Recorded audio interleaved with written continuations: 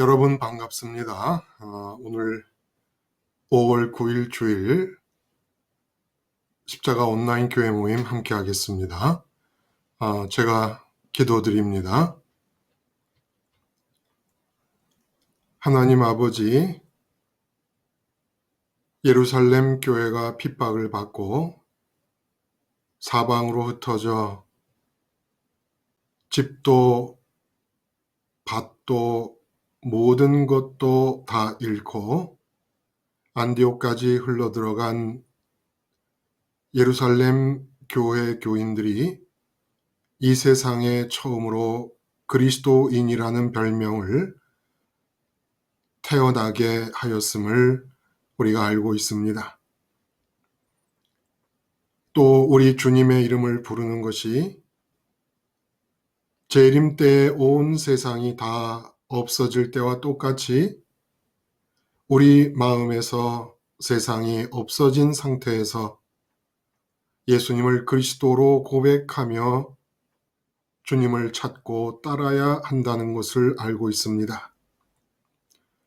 박해도 없고 재림도 오지 않은 상태에서 우리 마음에 이 세상 나를 둘러싸고 있는 아무것도 어떤 것도 아무것도 없는 것처럼 된 상태를 만들어 우리 주님을 찾고 부르고 만나기가 유리한 것인지 불리한 것인지 알 수가 없습니다. 우리도 안디옥 교회 교인들처럼 핍박을 달라 주님께 간구할 수도 없고, 그렇다고 핍박이 없는 상황에서 절박함이 없으므로 주님을 그리스도인이라 부를 만큼 마음에 세상 두지 않고 찾을 그러한 자세도 우리에게 준비되어 있지 않고, 주님 긍휼히 여겨 주시옵소서. 안디옥 교인들처럼 핍박받지 않아도, 아직 재림이 오지 않았어도 그리하여 내게 주어진 것들이 크든 작든 많든 적든 다 있는 그대로 우리가 주님의 십자가를 통하여 모든 것을 버리고 우리 주님 따라 하늘에 계신 아버지께로 갈 수 있는 사람들이 될 수 있게 긍휼을 베풀어 주시옵소서. 오늘 우리가 이렇게 모여 이 하나의 일을 위하여 간구하며 나눔을 가지려 합니다. 우리 모두가 참 그리스도인으로서 거듭날 수 있게 하시고 참 그리스도인의 면모를 더욱더 갖출 수 있게 해 주시옵시고, 과연 세상이 우리를 보고 정말 참 그리스도인들이 세상에 나타났다는 이야기가 나올 수 있을 지경까지 우리의 모습을 이끌어 주시옵소서. 마지막까지 성령께서 우리 한 사람 한 사람을 주장해 주셔서 온전히 아버지의 사랑 안에 하나가 될 수 있기를 바라오며 예수님의 이름으로 기도드리옵나이다. 아멘.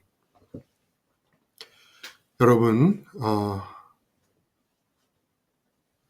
오늘 금요일날 설교와 오늘 아침에 한 설교를 가지고 말씀 나누겠습니다. 금요일날은 땅에 내팽개쳐진 교회 다시 찾기, 내팽개쳐진이라는 이 단어가 좀 제 자신이 거북함을 느끼면서도 지금의 상태가 정말로 그렇게 내팽개쳐진 것이 아니겠는가 하는 느낌을 받고 있기 때문에 한번 지금 현 상태에 대해서 우리가 진실해 보자라는 의미로 내팽개쳐진 교회 다시 찾기라는 그런 제목을 한번 써봤습니다. 그리고 오늘 아침에는 당신이 속한 유일한 참 교회의 속성, 교회를 다시 찾았으니까 그렇게 다시 찾은 교회가 그러면 어떤 속성을 갖고 있는 것인가 라는 것이 예. 이제 말씀의 내용이었고 오늘 또 우리가 함께 나눌 내용이 될 것입니다. 먼저 그 내팽개쳐진 교회가 내팽개쳐졌느냐 그렇지 않느냐라고 하는 것을 우리가 어떻게 알 수 있을까? 교회가 무엇이고 교인이 누구냐라는 기준을 알면 교회가 버려졌는지 유지되고 있는지를 알 수가 있지 않겠습니까? 그 기준이 중요하다라는 것이 이제 첫 번째 설교의 주된 내용이었다고 봅니다. 이렇게 두 편의 설교를 들으시는 가운데 혹시 여러분들의 마음속에 묵상의 재료가 된 부분이 있다든지 또 기억에 남는 부분이 있으면 한번 말씀을 해 보시겠습니까? 땅에 내팽개쳐진 교회 다시 찾기, 당신이 속한 유일한 참 교회의 속성, 어떻습니까? 예, 안녕하세요, 목사님. 지금 김순희님 머뭇거리고 계세요? 아니에요. 지금 들어왔어요. 잘 들리시나요? 마이크는 켜지셨는데 네, 잘 들리세요? 나갔다 들어올까요? 소리가 안 들리나 봅니다. 지금은 어떠세요?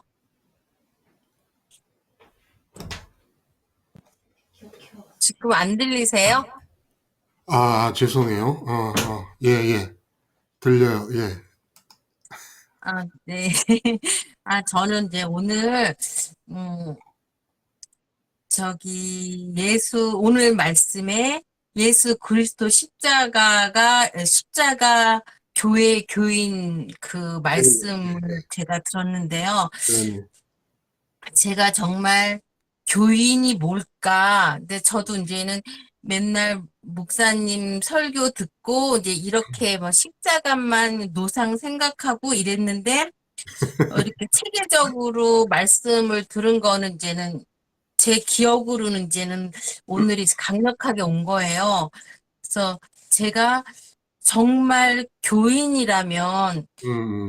교인이라면 정말 제가 일상적인 삶에서 정말 십자가를 큰 사건으로 가장 크게 의식하는 사람이라고 말씀하셨는데, 예, 그래서 정말 내가 이렇게 예수님을 믿고 하나님을 믿고 이게 나는 이제 그 전에는 그냥 나는 교회 기독교인이다. 저도 이제 그렇게 생각했는데 정말 예수 그리스도의 십자가의 교회에서 제가 진짜 교인인가 아닌가 오늘 제가 생각해 봤어요. 네. 제가 정말 그 사생활, 일상적인 거, 나의 삶의 구석구석에서 정말 십자가를 크게 의식하고 있나?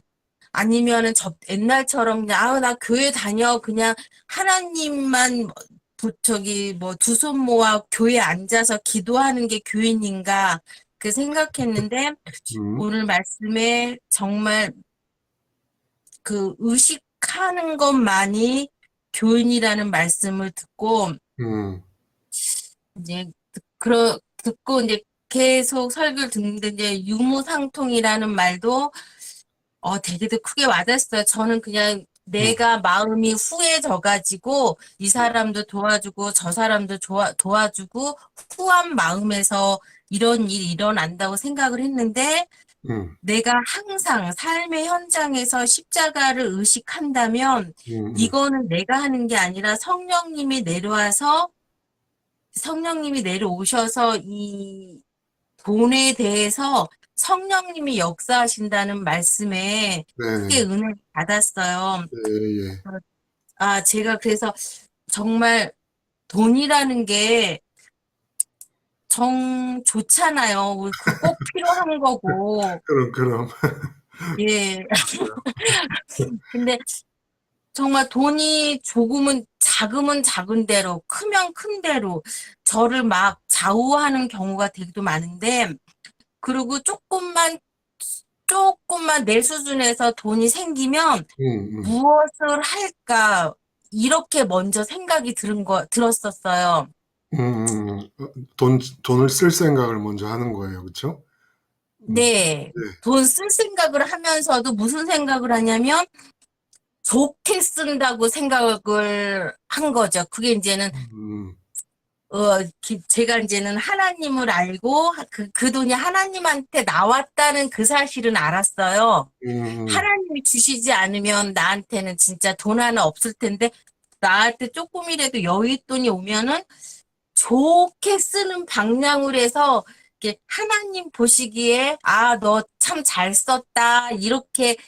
이렇게 쓰려고 노력했는데 그것이 저의 큰 착각이었던 거예요. 음, 저는 그 돈에 대해서 떠나야 되는데 떠나지를 못하고 아, 이거 하나님이 주신 돈이야. 이거 하나님이 주신 돈이니까 헌금도 내고 모두 내고 이렇게 생각을 했었던 음, 거예요. 근데 음, 오늘 말씀 듣고 나서 그 돈에 제가 마음이 딱 붙어 있어가지고 음, 정말 십자가를 한 거조차도 십자가도 아예 의식을 못한 상태에서 내가 행한 거였는데, 그때는 제가 참 잘했다고 생각을 했는데, 오늘 설교 말씀을 듣고 돈을 떠나는 것이 가장 정답이구나. 음. 돈, 돈이 나한테 이것을 무엇을 쓸까 할 때 이미 저는 그 돈에 빠져 있었거든요. 그래서 그렇죠. 오늘, 예, 그래서 음, 다시 한번 그 돈이 뭐간데 또 더 이랬었잖아. 이거 하나님이 주신 돈이야. 또 이렇게까지 제 입으로 말한 적도 많았거든요. 그럼요. 그럼요. 예, 그래가지고 또 제 맘대로 쓰는 건데 알고 봤더니 돈이라는 게 없으면 없는 대로 아까워한 상태에서 떠나고 있으면 있는 데서 기부나 뭐 돈을 좋아하는 걸 아예 떠나야 정말 유무상통을 할 수 있구나. 이렇게 제가 오늘 크게 목사님한테 되게 좀 감사한 마음으로 설교 들었습니다. 그 일단 유무상통 돈 얘기가 나왔으니까 이제 말씀을 조금 보충을 하자 그러면 돈을 쓰는 것이 왜 문제냐면 그 죄의 문제가 이제 뭔가가 있다는 것을 강하게 존재감을 느끼게 되고 그리고 좋다는 것을 확신하게 되었을 때 소원에 해당되는 부분으로 이제 넘어갑니다. 그것을 가지려고. 근데 돈을 쓰는 일이 거의 십중팔구 이렇게 내가 무언가를 바라는 것, 소원하는 것, 가지면 이루면 좋겠다고 하는 일에 돈을 쓰게 되기 때문에 거의 바램과 소원과 돈이 맞물려 나갑니다. 실제로 생활 속에서 보면. 그래서 무엇을 하고 싶다, 무엇을 갖고 싶다, 무엇을 사고 싶다, 무엇을 이루고 싶다 하는 게 모든 것이 큰 프로젝트라도 그렇고 가정에서 사소한 바램이라도 그렇고 모두가 돈의 지출과 같이 갑니다. 그래서 돈을 쓰는 것과 내 바램, 내 소원이 같이 가기 때문에 우리가 이 세상을 향해서 소원을 갖는 것은 이게 악이라 그랬어요. 세상을 향해. 우리 소원은 40일을 굶어도 하나님께로만 향하게 됩니다. 광야 40년의 의미가 거기 있었던 거예요. 이 세상 먹고 사는 것 걱정하지 말 것과 오직 하늘을 향해 하나님만을 소원할 것. 이게 선민들에게 가르쳐 주시려던 내용이었고 주님께서 40일 금식 기도를 하고도 주장하신 것이 하나님이 우선이다라는 얘기입니다. 그래서 이 돈을 쓰는 일이 항상 세상을 향한 우리의 소원과 맞물려 있기 때문에 절대로 우리는 원칙적으로 말하면 너무 이상하게 들릴 수 있을 거예요. 이 시간과 우리 함께 나누는 복음 방송의 내용들을 모르는 분들이 들으면 드디어 미친 사람이구나 이런 얘기를 할 것 같아요. 그렇죠? 우리는 절대 우리에게 주어진 돈을 우리의 결정을 따라 쓸 수 없는 사람들입니다. 원래가. 썼다 하면 소원인데 소원을 위해 쓰는 거고 바램을 위해 쓰는 건데 그게 맞아요? 이 신앙의 원리를 정확하게 기초부터 한 칸 한 칸, 한 겹, 두 겹 쌓아나갈 때 소원이 이 세상을 향한 소원이 악이고 이 세상을 향한 소원은 하나님이 갖고 계시는 거예요. 주권 아래서. 하나님의 주권 하에서 나의 인생의 모든 시간들에 대해 소원을 갖고 계시는데 내가 소원을 하는 것은 이게 악이거든요. 그리고 중언부언이란 말입니다. 그래서 난 하나님을 소원하면 소원이 하늘을 향해 있는데 내게 주어진 돈을 어디다 대고 쓸 겁니까? 실제로. 물론 가족들의 먹거리라든지 이 모든 것들도 하나님이 만나를 주셨잖아요. 만나를 주셨다는 얘기는 쉽게 말하면 하나님이 선민들의 메뉴를 결정하셨다는 겁니다. 하나님이 쿠킹을 했다는 거예요. 만나라는 게. 세상에 없는 음식이잖아요. 누가 만들어 본 적이 없는 음식입니다. 선민을 위해 하나님이 메뉴를 결정하시고 쿠킹을 하셨습니다. 그래서 주신 거예요. 먹으라고. 무슨 얘기입니까? 이 세상을 향해서는 심지어 일용할 양식의 메뉴까지도 하나님이 소원을 갖고 계신다는 거예요. 가능하면 그런 작은 일에까지도 하나님과 호흡을 맞춰갈 수 있을 만큼 십자가 생활화가 될 수 있다면 너무 좋지요. 그리고 유무상통 얘기가 나왔으니까 왜 예루살렘에서 시작되고 있는 예수 그리스도 십자가의 교회가 첫 번째 신도들을 맞이했을 때 3,000명이라는 첫 번째 신도들을 맞이하고 물론 그 중에는 디아스포라 흩어져서 타국에 살고 있는 사람들도 많이 있었으니까 몇 명이 예루살렘에 남았는지는 모르겠습니다만은 그건 중요한 거 아닌 것 같아요. 하여간 근데 그 사람들이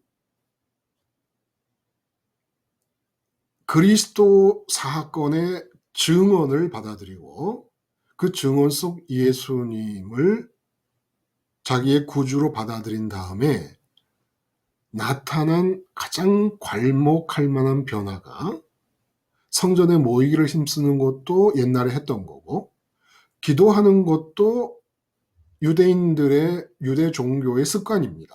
기도요. 다 유대 종교의 틀 안에서 성전도 유대교의 성전이 사실은 뭐 이제는 근데 거기에 모였단 말이에요. 이방인의 뜰이든지 뭐 유대인 여자의 뜰이든지 뭐 이스라엘 남자의 뜰이든지 간에 거기는 성전에 모이기를 힘썼는데 다 유대적 관습이 유지되고 있는 가운데 진행되는 거라면 물론 내용은 다릅니다만은 이 유무상통이라고 하는 것은 누구도 들어보지 못한 일이 벌어졌단 말이에요.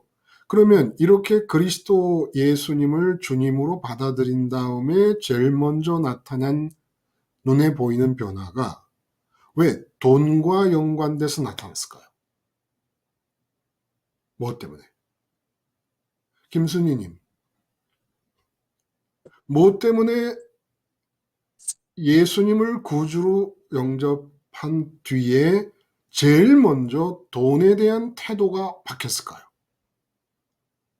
그 사람들 마음속에는 이 세상을 떠나 있었기 때문에 이 세상 거에 대해 관심이 없기 때문에요. 관심이 없는데 그럼 지금 누가가 사도행전에 기록을 할 때 예를 들어 뭐 부모나 처자나 그 형제나 자매나 네 목숨보다도 나를 더 사랑하라는 말씀도 있으니까 예를 들어 가족에 대한 어떤 변화된 태도라든지 이런 것이 아니라 왜 돈과 직결된 문제가 이렇게 탁 드러나 버렸을까요? 세상을 떠났다는 것은 돈만 떠나는 건 아니잖아요. 실제로 세상 안에 있는 전체를 떠나야 되는 거 아닙니까? 근데 돈을 떠난다라는 얘기를 가장 먼저 지금 쓰고 있다는 거예요. 네, 목사님 안녕하세요. 예, 예. 돈이 그만큼 어, 하나님 만큼 하나님과 견줄 만큼 이렇게 크게 이렇게 그러니까 돈과 하나님을 뭐 둘 중에 하나를 택해야 할 정도로 하나님만큼 크기 때문에 그런 게 맞아요. 아닐까요? 맞아요. 예. 드디어 하나님의 있음과 조음을 느끼게 되자마자 하나님의 있음과 하나님의 조음의 가장 강력한 라이벌이었던 돈 문제에 대해 직격탄이 날아간 겁니다. 그냥. 도저히 성립할 수가 없습니다. 두 주인을 섬길 수가 없어요. 근데 그동안 구약 성경에서도 바알과 아세라 숭배로 결국 망하지 않았습니까?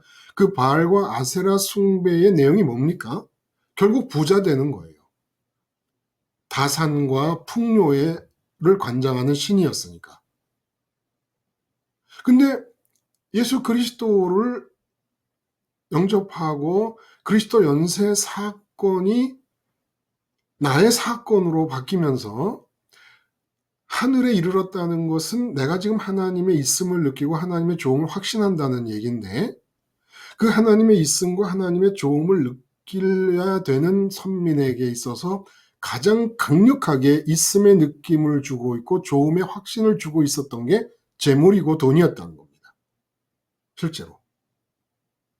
그러니까 예수를 믿는다면 결혼해서 신부가 아기를 갖게 되면 당장의 징후가 나타납니다.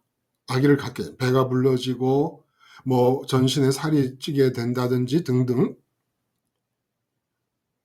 마찬가지로 예수님과 나를 동일시하는 믿음이 생기면서 첫 번째로 바뀌는 것이 있음의 느낌이 하나님께 적용되고 조음의 확신이 하나님께 적용되면 그동안 있음과 조음의 보편적으로 사람들에 있어서 가장 강력한 대상이었던 것이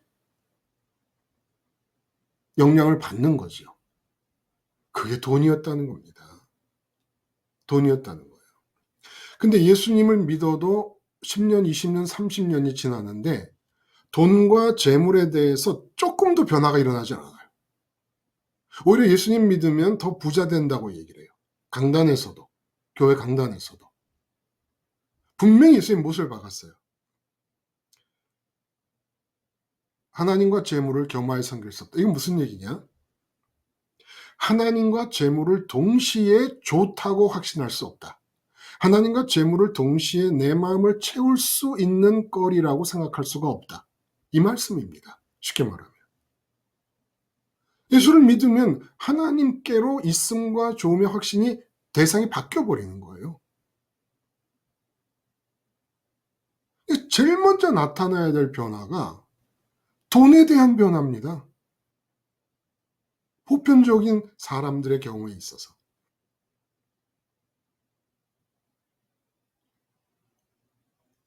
그런데 세상에서 기업만큼 돈을 좋아하는 단체가 지금까지 우리가 교회라고 불렀던 예배당 조직들이에요. 예산에 목숨을 겁니다. 당회를 해봤으니까 알지요. 부목사로 참여도 해보고 담임 목사로도 인도도 해봤고 항상 제 자신도 당회장으로서 당회원으로서 교회 예산이 얼마가 되려면 교인들이, 그래서 심지어는 제가 영락교회에 있을 때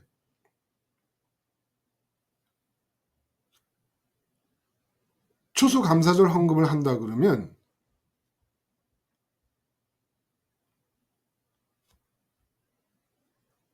제가 모시던 이명수 목사님이 아니라 그 오래된 목사님인데 그분은 아예 주보를 들고 광고하시면서 뭐라 그러냐면 여러분이 주일날 헌금하시던 거에 4배를 헌금하시면 예산된 대로 헌금이 될 수 있습니다. 예산액만큼 될 수 있습니다. 이렇게까지 얘기를 했던 거예요.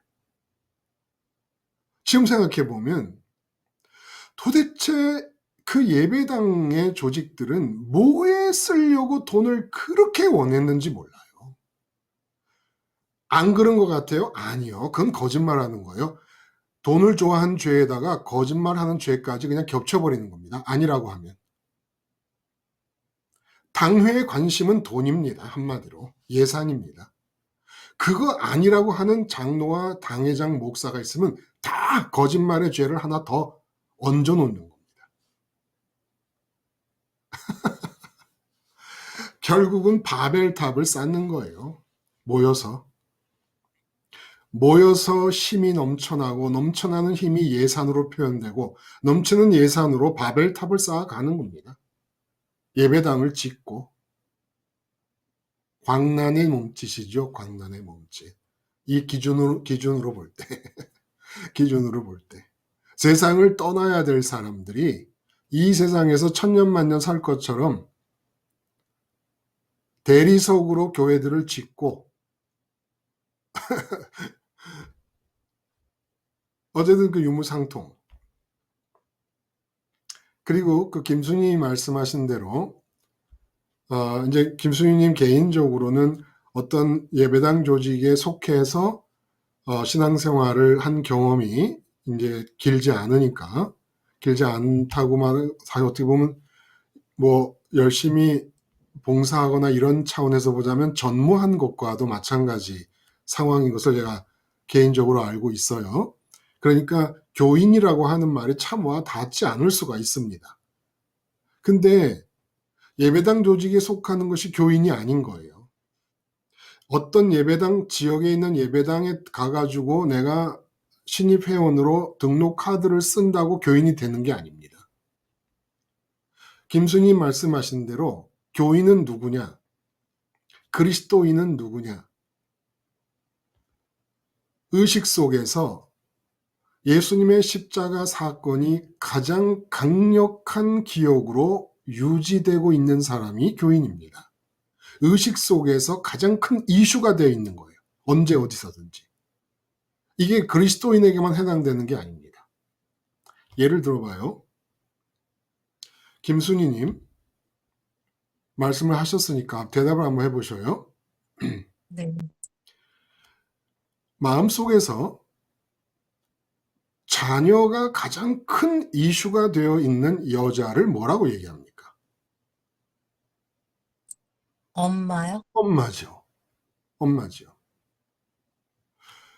기업이 가장 큰 이슈가 되어 있는 사람은 누굴까요? 사장? 그렇죠. 사장이죠. 네. 학생이 가장 큰 이슈가 되어 있는 사람은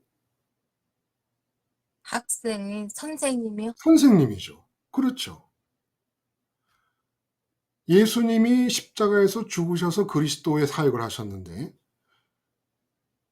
예수님의 십자가 사건이 가장 큰 이슈가 되어 있는 사람이 누굽니까? 그리스도인입니다. 우리요. 네. 네. 우리 그리스도인입니다. 무엇을 그리스도인이라고 합니까?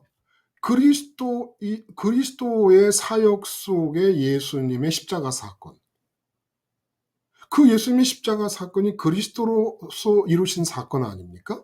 그 사건이 언제 어디서든지 가장 마음에 큰 이슈가 되어 있는 사람, 그 사람이 그리스도인입니다.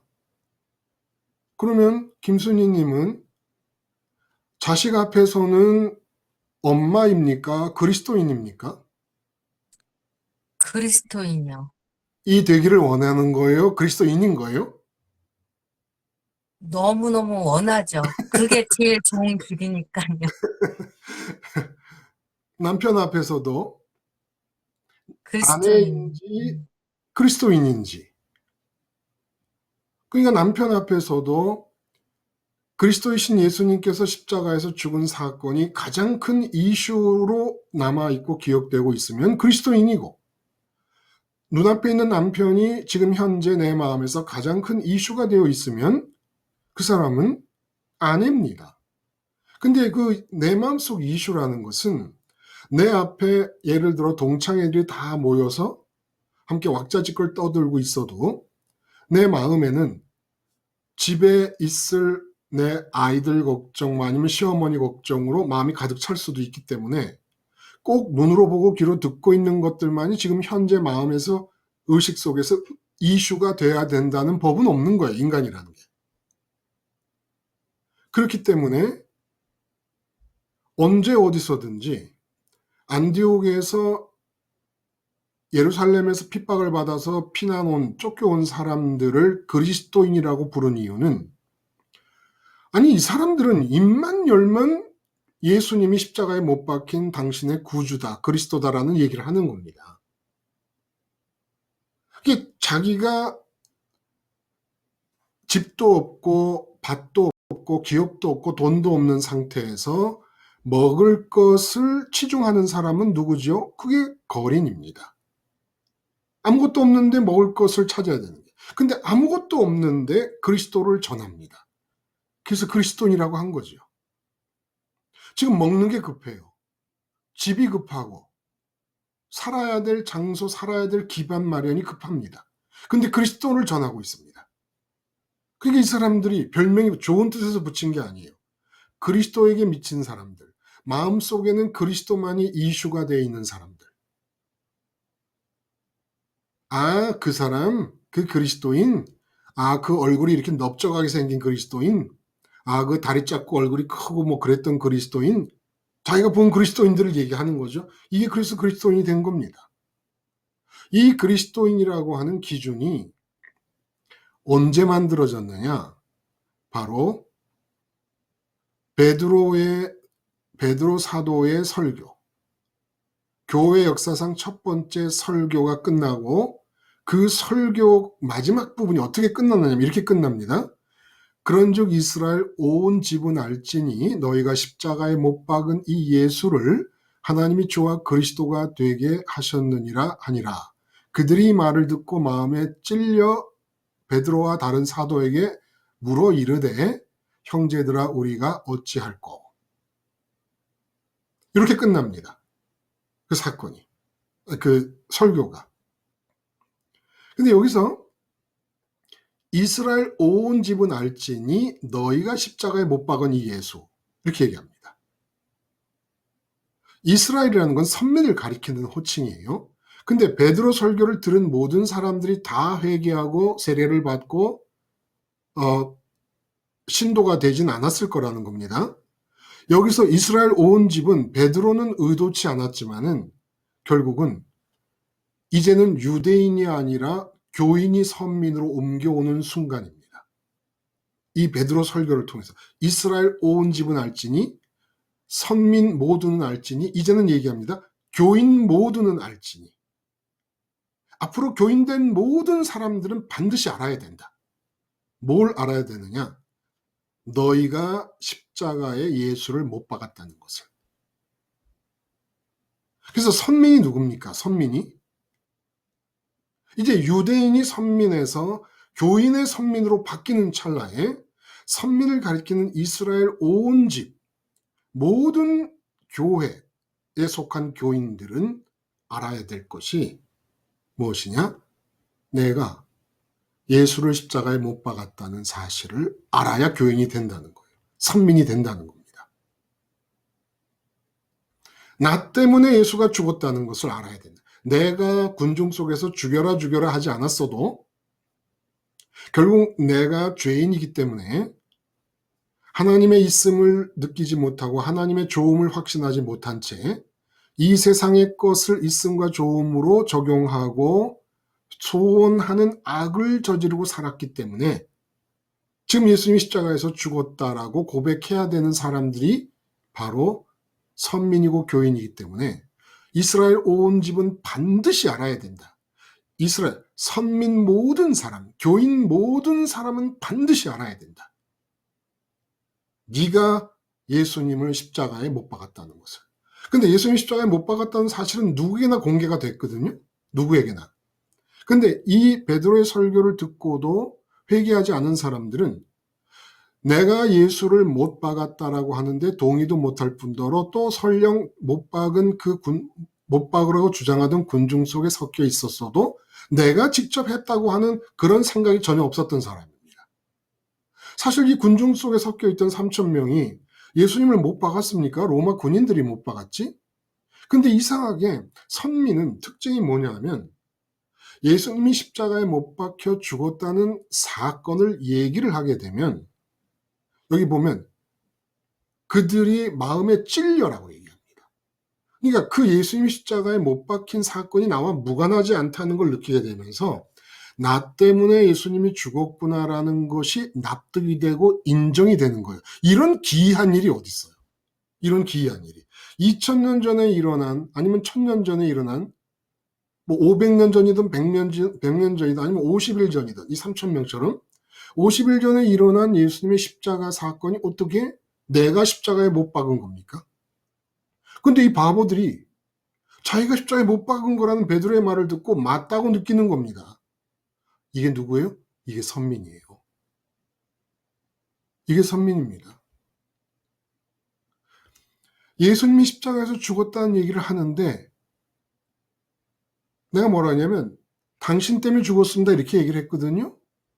근데 그게 마음에 울림을 주는 거예요. 듣는 사람이.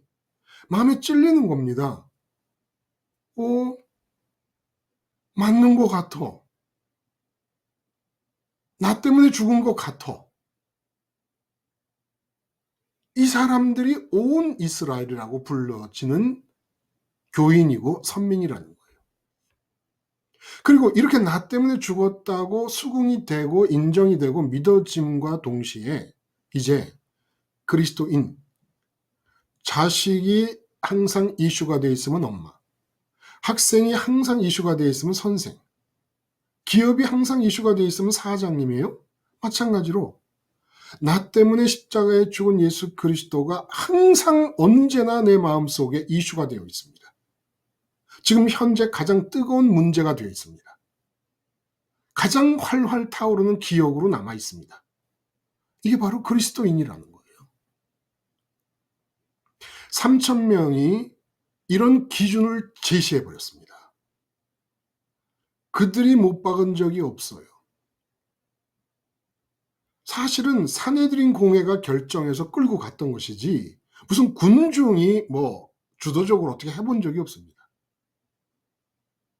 근데 너희가 십자가에 못 박은 이 예수를 이라는 말을 듣고 마음에 찔림을 받고 그래 내가 죽였구나 예수님을.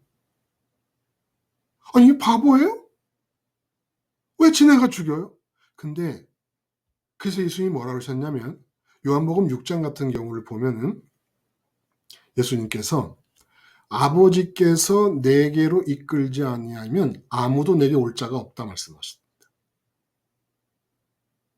여기서 한 가지 기가 막힌 사실이 하나 밝혀지는 거예요. 하나님 아버지가 선택을 하시잖아요. 주권적으로.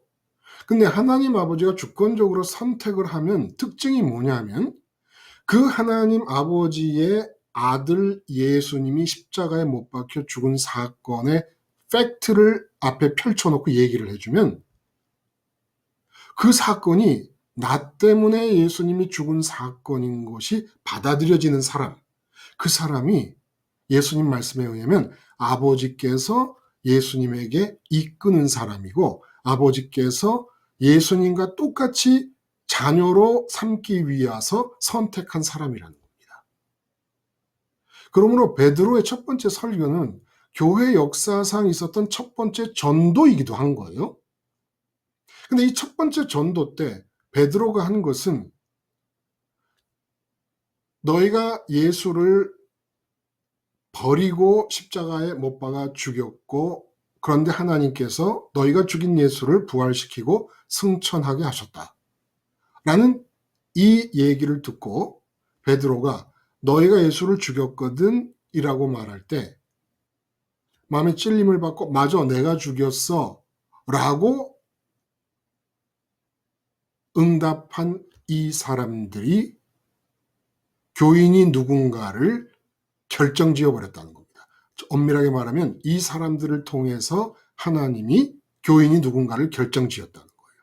앞으로 너희가 증인이 되리라고 말씀을 하셨는데 증인이 되어서 그리스도가 십자가에 못 박혀 죽었고 부활하고 승천했다는 얘기를 했을 때 그 주님의 십자가 사건이 나 때문에 일어났다라는 생각을 한다 그러면 아버지께서 하나님께서 그 사람 마음에 갖다 대고 내 아들이 십자가에서 죽은 게 바로 너 때문이야.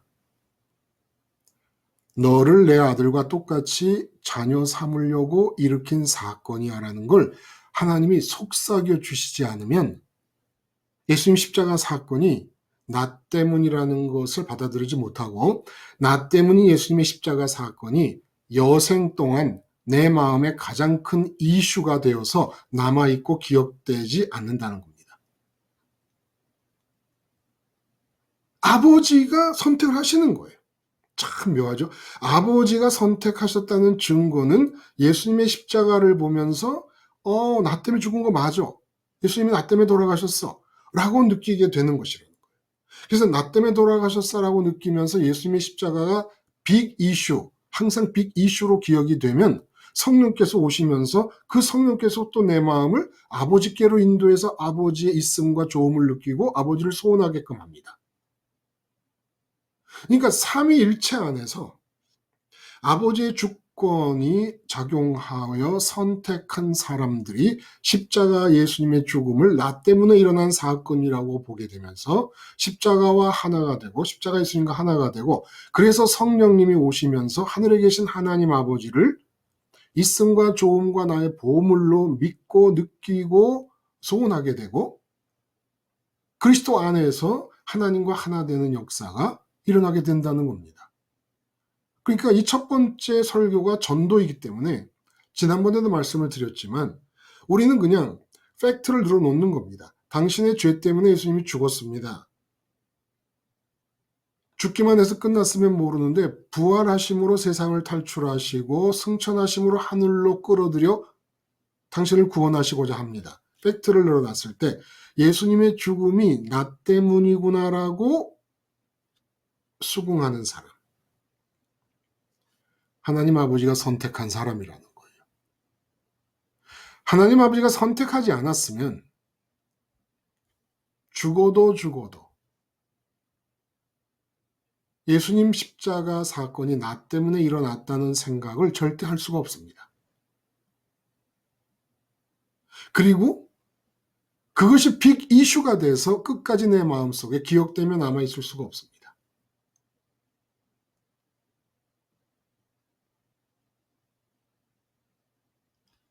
물론 기억된다고 하는 것도 아까 김수님 말씀하신 것처럼 기억하고 싶은 택한 자들의 원한이 같이 작용합니다. 저절로 기계적으로 딱 기억되는 게 아니라 왜냐하면 그 길만이 하나님 아버지께로 가는 길임을 알고 그래서 주님의 십자가를 잊지 않고 기억하려는 것이 하나님 사랑의 한 표현이기 때문에 하나님은 당신에 대한 사랑을 표현하기를 원하시는 거예요. 우리에게 살아있는 동안. 천사들은 사랑을 표현할 기회가 없다고 그랬습니다. 하나님 좋으심에 그냥 사로잡혀 버린 것이기 때문에 우리는 가려진 상태에서 좋음에 사로잡히지 않고 좋음을 믿어야 되는 상황입니다. 그러니까 천사보다 우리가 낫다는 거예요. 천사들은 하나님을 사랑할 기회가 없어요. 하나님의 좋으심을 직접 대해서 그냥 사로잡혀 버리니까. 근데 우리는 좋으심이 차단된 상태에서 믿음으로 좋으심을 받아들이고 있기 때문에 사랑의 표현이 될 수 있다는 것이죠. 그런 의미에서 예수님의 십자가를 기억하고자 하는 우리의 노력은 하나님에 대한 사랑의 표현이 될 수 있기 때문에 하나님께서 그것을 원하시고 계시는 것이고 우리가 아침마다 이렇게 함께 말씀을 나누고 온라인 교회에서 나누고 하는 이유가 뭡니까? 다 그런 내용의 의미인 거죠. 그래서 이제 이 교회의 속성 중에 사도의 가르침이 있어요. 사도의 가르침. 이 사도의 가르침의 내용이 뭐였겠습니까? 장기용님, 이 사도들의 가르침의 내용이 뭐였겠어요?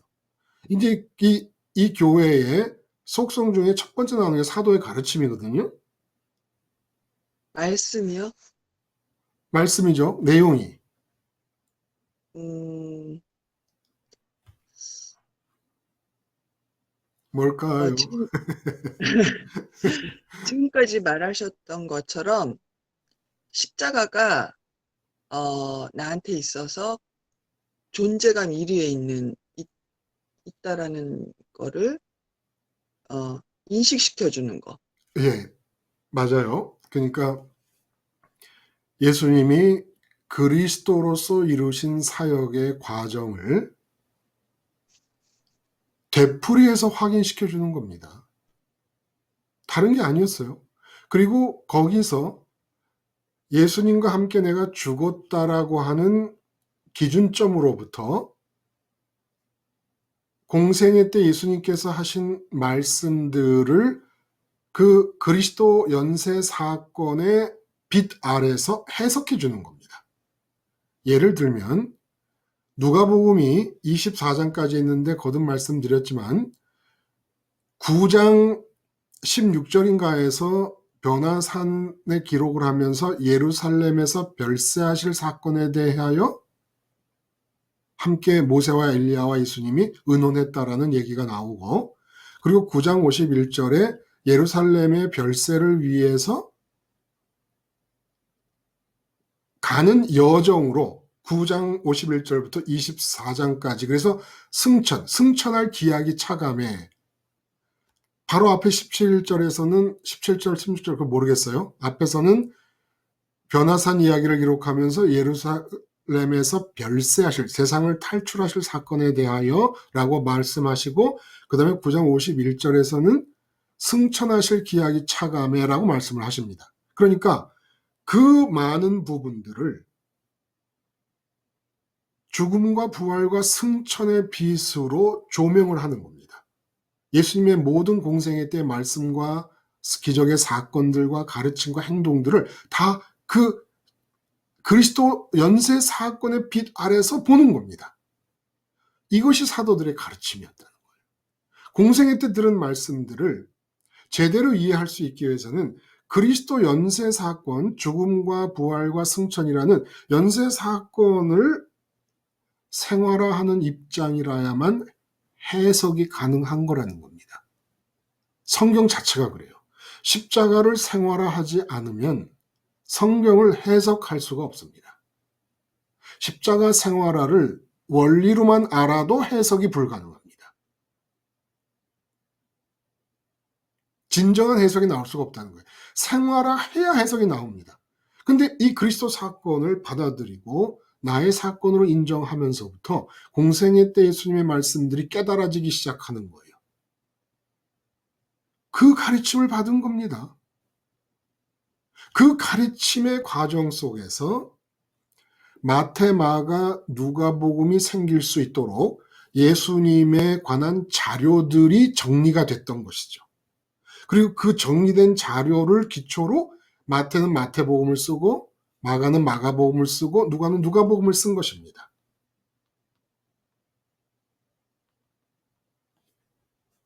이 사도의 가르침은 끊임없이 예수님의 십자가가 그들의 마음속에 가장 핫한 이슈로 남아 있게끔 하기 위하여 증거를 계속 반복한 겁니다. 증언을 반복한 겁니다.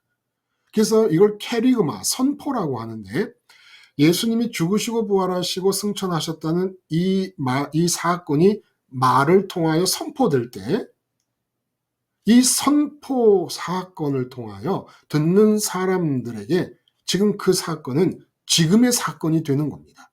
그 의식 속에. 그래서 지금 살아있게 되는 겁니다. 그 사건이. 일어나는 사건이 되는 거예요. 살아있다는 건 지금 벌어지는 사건이 된다는 거예요. 말씀을 통해서. 여기에 모임에 힘쓴다는 얘기가 연결이 된다는 거예요. 모임에 힘쓴다는 얘기가. 사도의 가르침이 있고, 그리고 모임에 힘쓴다는 얘기가 있는데, 모임에 힘쓴다는 얘기를 따로 생각하면 안 된다는 겁니다. 사도의 가르침을 어디서 듣습니까? 성전에서 들었던 거예요. 왜냐하면 성전에 이방인의 뜰이나 이스라엘 여자애들이나 이스라엘 남자애들이 있는데 그 뜰에 모여서 사도들이 가르침을 베풀었고 그 당시로서는 그런 공개적으로 모일 수 있는 장소가 따로 없었기 때문에 유대인의 성전을, 유대교의 성전을 그대로 사용했던 것이죠. 여기서 모이게 힘쓴다는 내용을 잘 이해를 해야 된다는 거예요.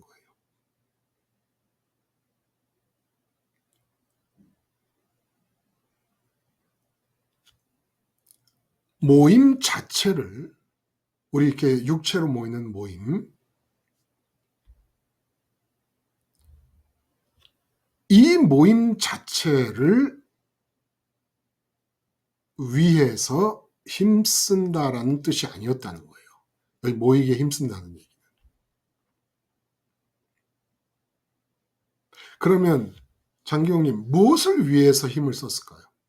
모임을 위해 힘쓴다는 이 말의 내용은 무엇을 위해 힘을 쓰는 것이었을까요? 실제로.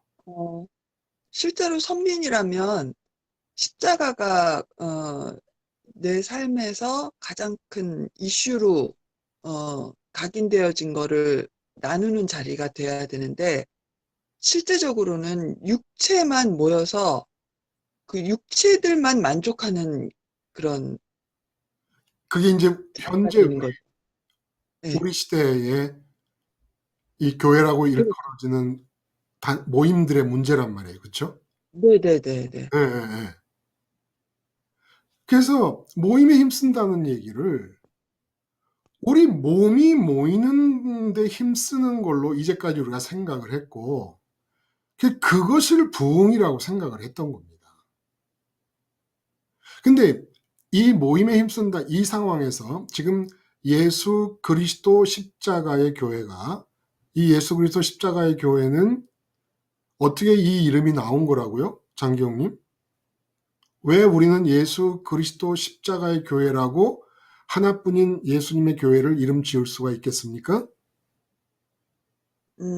그 과정을 거쳐야만. 그렇죠. 네네. 내용을 따라간 거예요. 네네.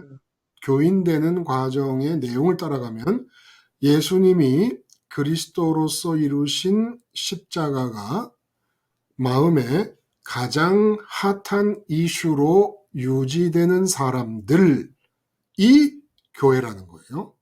그래서 네. 내용을 따라서 이름을 붙인 겁니다. 예수님이 그리스도로서 이루신 십자가 사건이 내 마음에서 가장 큰 문제로 유지되는 사람들이 이 교회란 말입니다. 그러면 이런 교인들에게 있어서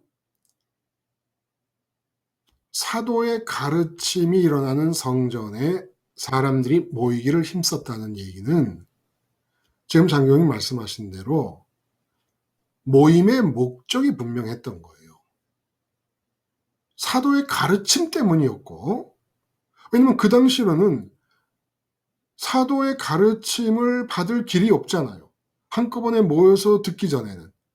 지금 갑자기 3,000명이 신도가 되는 바람에 수가 늘어났는데 그 집집마다 돌아다니면서 똑같은 얘기를 반복할 수는 없으니까 사도의 가르침을 듣기 위하여 성전에 모였고, 그렇기 때문에 모임에 힘쓴다는 이 말씀의 뜻은 사도들의 가르침을 통해서 십자가 예수님을 잊지 않기 위하여 힘썼다라는 얘기가 내용적으로 맞는 얘기라는 거예요.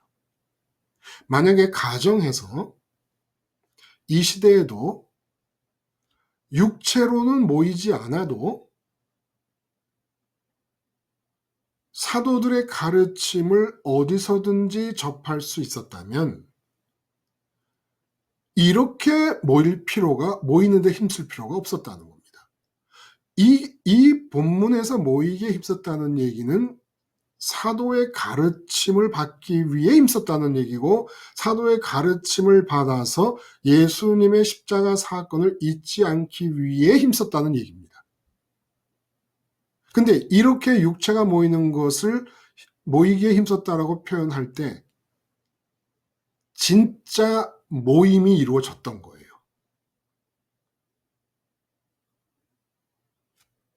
교회가 마땅히 해야 되는 진짜 모임, 몸이 모이는 게 아니라 진짜 모임. 모든 각 사람이 예수님의 십자가를 기억했을 때,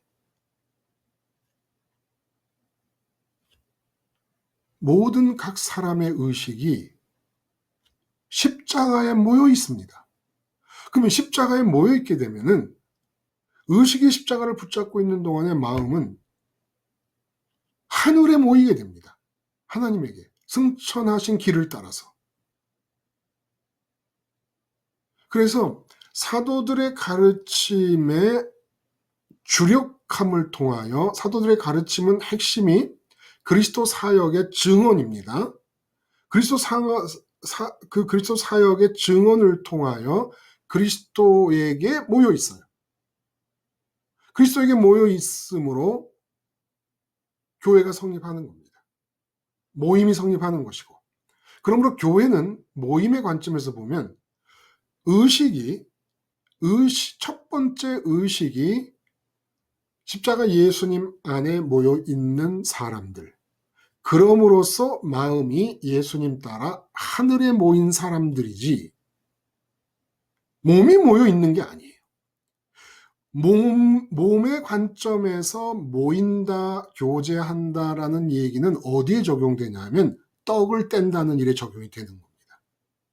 앞에서 모임에 힘쓴다라는 얘기는 몸이 모이는 관점을 얘기하는 게 아니고 사도의 가르침을 받기 위해 힘썼다는 데 초점이 맞춰져 있는 얘기고, 실제로 몸과 몸이 만나는 만남에 대해서, 모임에 대해서는 떡을 떼는 얘기로 몸과 몸이 만나는 얘기를 하고 있는 겁니다.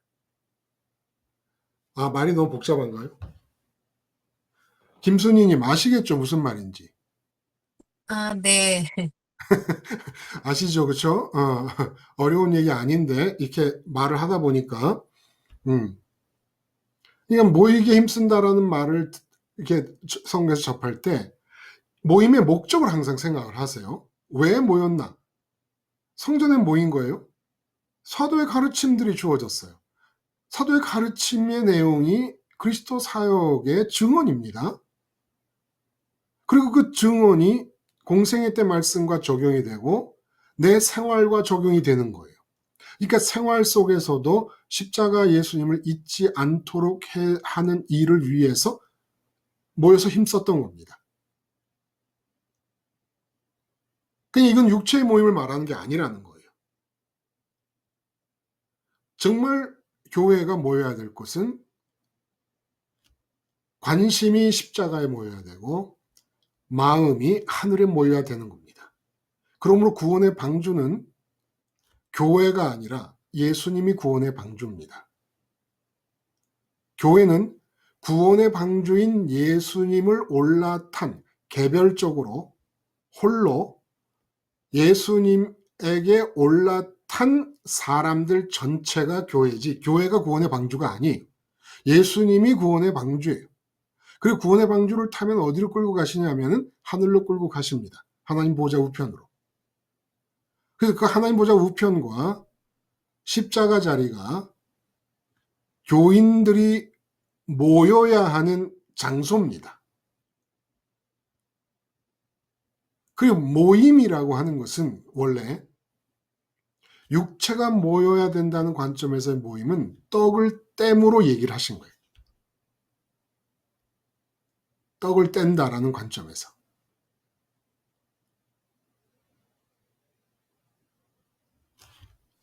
왜 그럴까요? 떡을 뗀다라는 게 뭘까요? 응? 떡을 뗀다.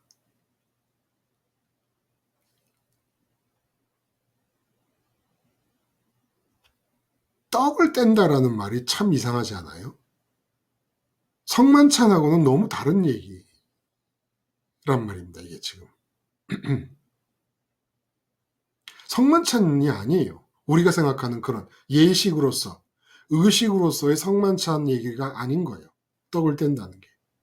그러니까 예수님께서 빵을 뜯고 포도주를 가지고 주시면서 나를 기념하라고 그러셨어요. 이를 행하여 나를 기념하라. 나를 기억하라는 얘기예요. 기념하라는 얘기가.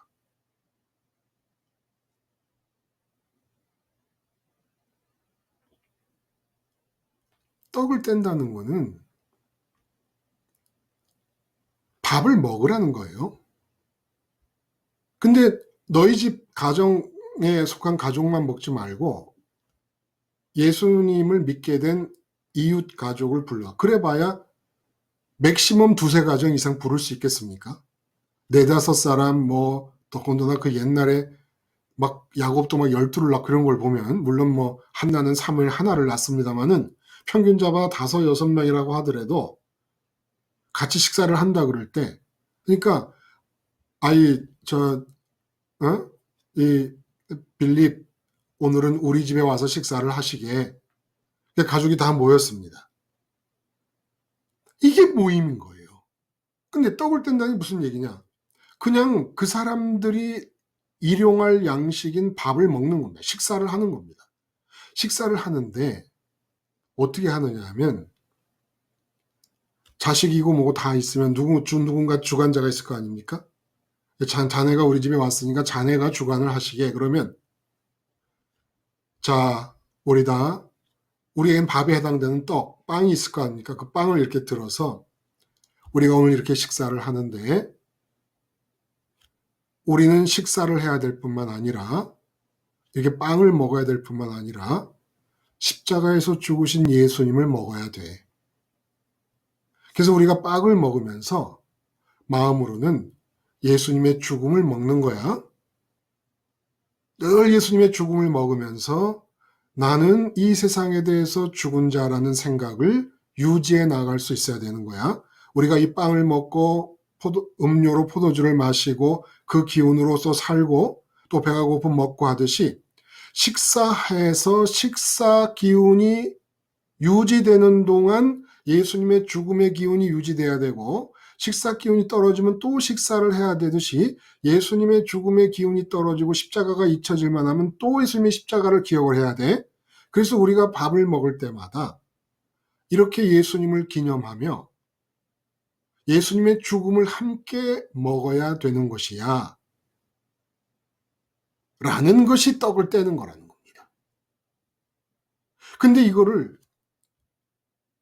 예배당 모임에서 예식으로 바꿔버림으로써 예식이 아니면 예수님이 본래 취지로 음식과 당신의 죽음을 비유를 한 건데 당신의 살과 피가 죽음 아닙니까? 그 죽음을 떡과 음료, 떡과 포도주로 비유를 하셔서 너희가 음식을 일용할 양식을 먹듯이 나를 일용할 양식처럼 먹어야만 된다라고 가르친 것을 예식으로 묶어놔 버렸어요.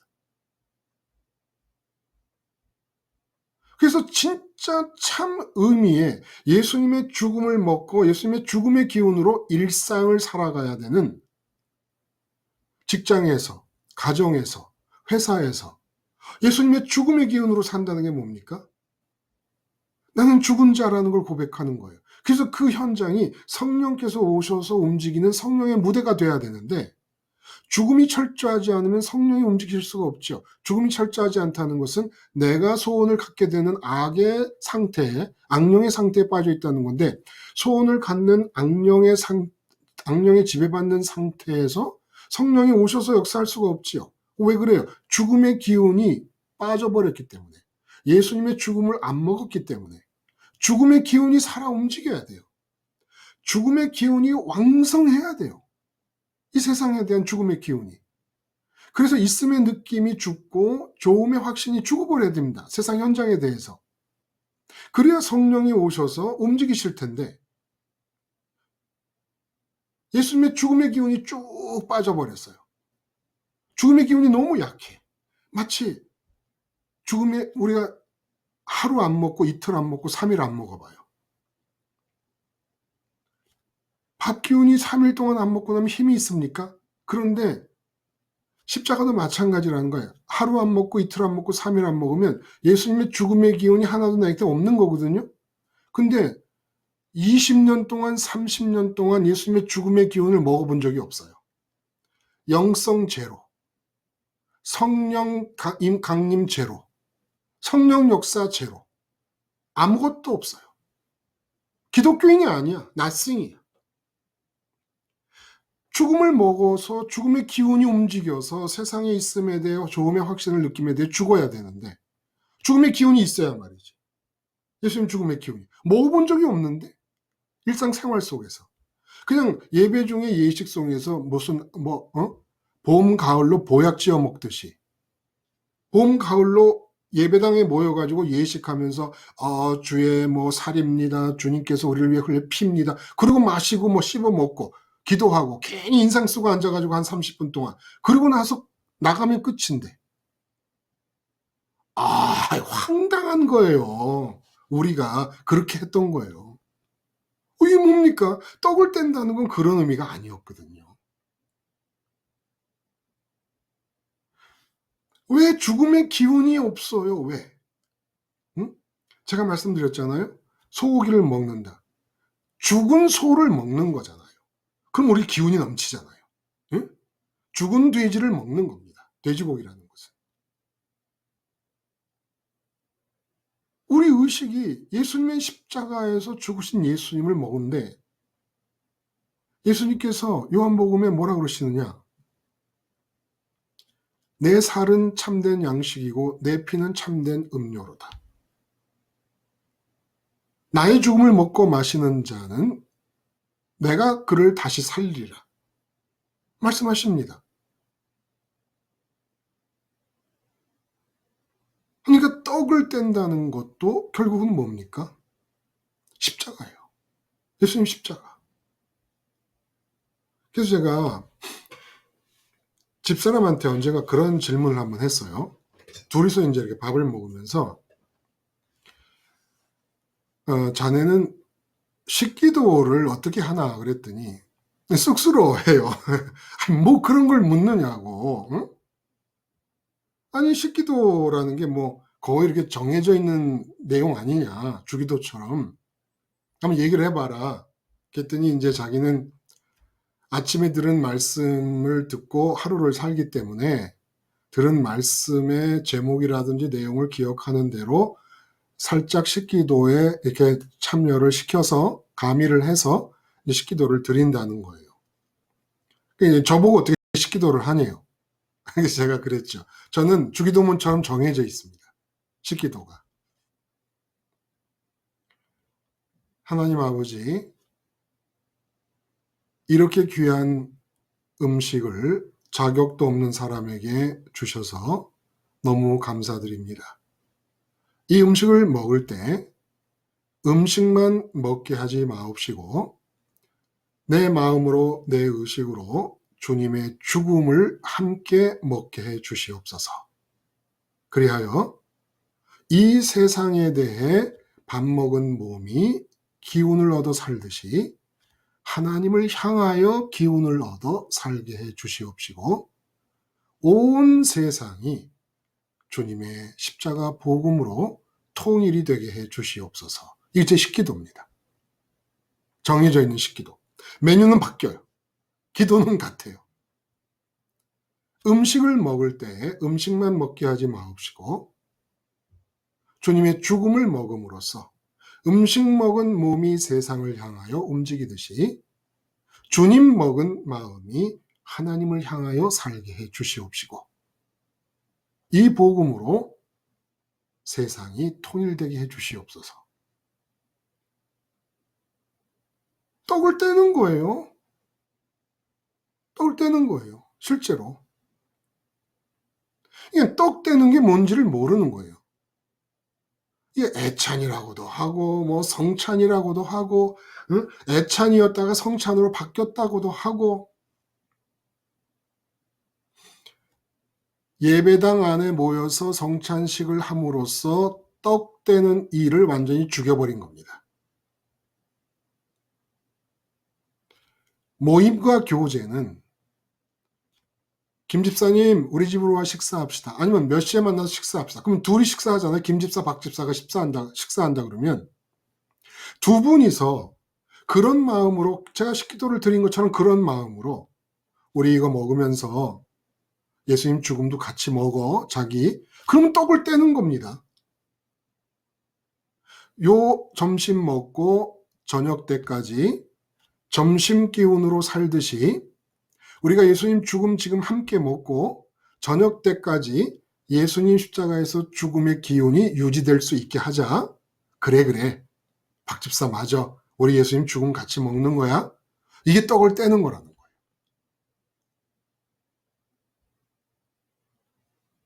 내가 참된 음식이요, 양식이요, 참된 음료니 나를 먹는 자는, 주님 말씀하십니다. 참된 양식, 참된 음료. 무슨 말씀드린 대로 봄, 가을에 한 번씩 먹는 보약이 아니고 또 계절마다 절기가 있을 거 아니에요? 뭐 추석이면 추석이다, 무슨 설날. 그러면 그때마다 서양에서는 추수감사절이 있으면 추수감사절날 먹는 무슨 뭐 터키, 칠면조, 뭐 구이 이런 게 아니라 그냥 양식이고 음료입니다. 예수님의 죽음이. 그러니까 교인들은 뭐 하는 사람입니까? 사도의 가르침에 올인하는 사람들입니다. 왜? 사도의 가르침에는 그리스도 연쇄 사건에 대한 증언이 있기 때문에. 그 그리스도 연쇄 사건을 잊지 않기 위해서, 그리스도 연쇄 사건을 통하여 내 마음이 하늘에가 모일 수 있기 위해서, 오늘도 교인들이 있다면 이 세상에 모든 사람의 교인이라는 사람들의 마음이 다 하늘로 올라왔는데 나만 누락돼 있어. 어디 갔나 찾아봤더니 이 세상 저기 돈 문제가 있고 이 세상 저기 무슨 뭐 회사 문제가 있고 뭐 이런저런 문제에 다 빠져 있어. 세상에 남아 있어요. 진짜 모이게 힘쓴다라는 모임의 의미는 마음의 모임이고 의식의 십자가 모임이고 마음의 하늘 모임이에요. 그리고 진짜 육체로 만나는 교제의 의미에서 모임은 떡을 떼는 겁니다. 같이 식사하면서 이렇게 계속 했다는 거예요. 같이 밥 먹으면서 자녀들에게도 그렇게 가르쳤다는 거죠.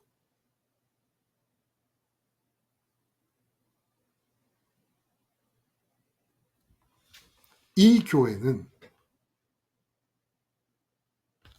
하나인 거예요. 하나. 그래서 이렇게 회원 카드, 아니 이게 뭐라 그러죠? 이제는 그런 목회를 한 지가 너무 오래되니까 이런 것도 다 잊어버렸네. 그럼 무슨 신입 카드가 있잖아요. 이런 걸로 교인이 되는 게 아닙니다. 예수 그리스도 십자가의 교회가 예루살렘에서 시작했어요. 원칙적으로 말하면 예루살렘 교회라는 말은 존재하지 않습니다. 예루살렘 교회라는 말을 쓴다 하면은 그 의미는 예루살렘에서 시작한 예수 그리스도 십자가 교회를 뜻하는 거예요. 예수 그리스도 십자가 교회의 시작 단계를 가리키는 겁니다. 따로 예루살렘 교회가 있고 나는 무슨 뭐 제가 영락교회 다녔으니까 영락교회, 또 아기 때 뭐 유아세례 받았던 게 희성교회라는데요. 그 희성교회 이런 거 아니라는 거예요. 한 교회였어요. 한 교회. 그거를 카톨릭과 개신교가 나눠지고 개신교의 종파는 다 말할 수도 없고 각 또 교단마다 수천 수만의 지역 예배당 중심의 교회라고 일컫는 모임들이 또 있고. 이거 왜 이렇게 됐어요? 다 내 거 만들려고. 응? 목사님들이 왜 설교해요? 내 거 만들려고. 내 교인 만들려고. 장로님들이 왜 당회를 합니까? 내 교회 풍성한 예산 아래서 사업 잘 굴러가게 하려고.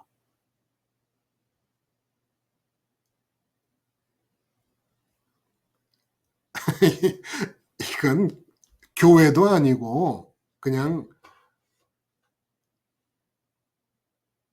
제가 괴수였으니까. 예. 제가 괴수였던 시절을 회상하면서 말을 하자면 그냥 사람 주머니 터는 그냥 해적 단체입니다. 해적 단체예요. 아니 뭐 그 사람들 목사고 장로고 교인들이고 뭐 권사고 할 것 없이 그 사람들 마음에 아까 김수님하고 일문일답을 한 것처럼 자식이 이슈가 돼 있고 돈이 이슈가 돼 있고 주식이 이슈가 돼 있고 무슨 부동산이 이슈가 돼 있고 아파트 값이 명품이 이슈가 돼 있고 온갖 세상 것만 이슈가 다 돼 있는데 거기 무슨 교인이 있어요. 그래서 내팽개졌다는 말씀을 쓴 거예요. 단어를. 제가 그 앞잡이였고 교회를 내팽개치던 앞잡이였고 예? 온갖 좋은 소리를 다 해도 결국 마음에는 몇 명의 교인이 오고 예산이 얼마나 늘어나느냐. 뭐 이게 관심의 다였는데 별의 별소리를 다 해도 이 내부 고발입니다. 내부 고발자예요. 목사로서. 응? 별의 별소리를 다 해도 예배당이라는 조직을 갖고 있는 한 비즈니스입니다. 될 수가 없습니다. 무슨 소리를 해도 비즈니스입니다. 아니라고 얘기하면 아까 말씀드린 대로 거짓말하는 죄를 하나 더 쌓는 겁니다.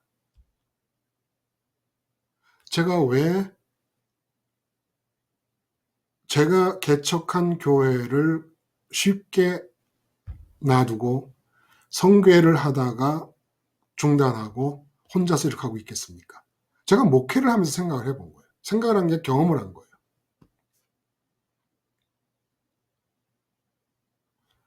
저도 죄인이고 악하기 이를 데 없는 놈입니다. 아무리 죄인이고 악해도 최소한의 양심은 있어서 성경을 보면 십자가를 기준으로 삼았을 때 나오는 결론들이 있습니다. 그러면 그 십자가를 기준으로 삼았을 때 해석되고 나오는 결론들이 지금 우리의 교인들의 현실과 너무 거리가 동떨어져 있습니다. 그래도 전해야 되고 또 장로님들과 함께 당회에서 무슨 일을 할 때도 십자가를 기준으로 했을 때 이 일에 대해서는 교회라고 하는 단체는 이렇게 해야만 된다라는 결론이 나옵니다. 근데 내가 나쁜 놈이고 장로님들 다 합쳐도 나의 나쁜 놈 됨을 장로님들이 능가할 수가 없을 정도로 선한 분들인데 근데 내가 아무리 나쁜 놈이라도 양심은 있어가지고 십자가를 기준으로 해서 나온 결론을 정책에 적용을 해봅니다. 못 받아들여요.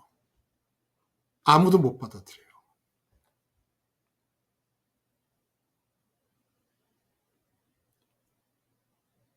철저하게 깨달은 겁니다. 예배당 구조 안에서 예배당 조직이라는 이 구조 안에서는 십자가를 기준으로 해서 파생되어지고 연관되어지고 논리적으로 발전하는 그 어떤 말씀도 그 어떤 정책도 실제로 적용을 하려고 그러면 깡깡 부딪힙니다. 깨져나갑니다. 방법은 하나입니다.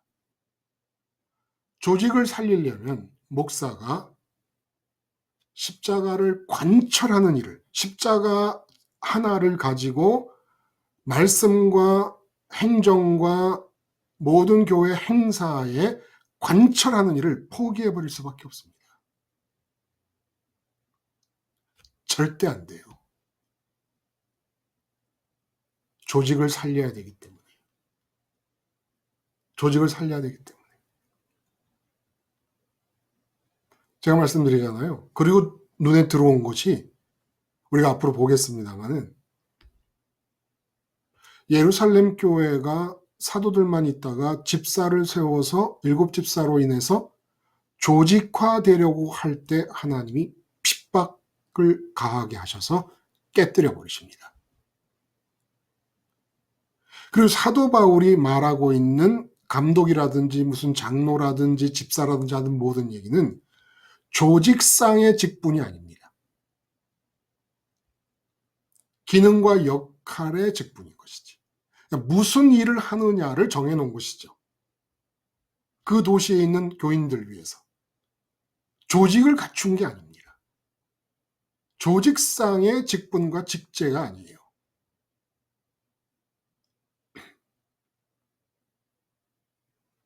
교회는 예수 그리스도 십자가의 교회뿐이고 그리스도인은 십자가에서 죽은 예수님이 항상 마음속에 가장 뜨거운 이슈로 유지되고 있어야 되는데, 교인이라면, 하나님이 택한 백성이라면 이 예수님의 십자가 사건이 항상 회사에서도 가정에서도 어디서든지 핫 이슈가 될 수 있기를 소원하며, 사도의 가르침, 그리스도 연쇄 사건이 증거되고 있는 가르침을 듣기를 열심을 내는 겁니다. 아니면 방법이 없습니다. 계속 기억을 되살릴 수 있는 방법이 없는 거예요. 그러니까 우리가 지금 함께 온 세월이 얼마입니까? 여기 어떤 분들은 뭐 몇 년, 뭐 10년 넘게. 근데 그 긴 세월, 제가 말씀드렸죠. 어떤 이 블로그를 운영하시는 분이 제 설교를 이제 거기다 올려놔요. 모든 목사님들 설교를 다 올려놓는데, 그 운영위원회가 있어가지고 10명 남짓한 운영위원회들이 어떤 목사의 설교를 올려놓을 거냐 말 거냐라는 얘기를 한다는 거예요. 근데 이제 제 설교를 얘기할 때 그 운영위원들이 이렇게 얘기를 했다는 거예요. 너무 십자가 하나만 얘기하는 모노톤이 아니냐.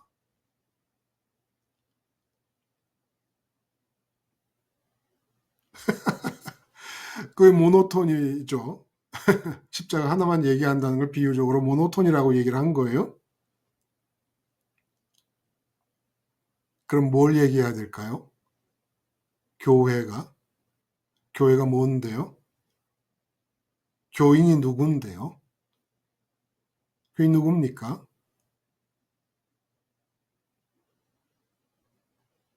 사도 바울의 이 말씀 하나 제가 읽어볼게요. 써왔어요. 저는 이게 외우지를 못해요.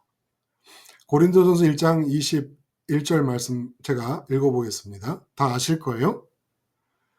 이 세상이 자기 지혜로 하나님을 알지 못함으로, 하나님을 알지 못한다는 얘기는, 안다라는 얘기는 하나님과 관계되면 야다, 히브리어 야다라는 뜻이에요. 아담과 하와가 동침하였느니라 할 때 야다예요.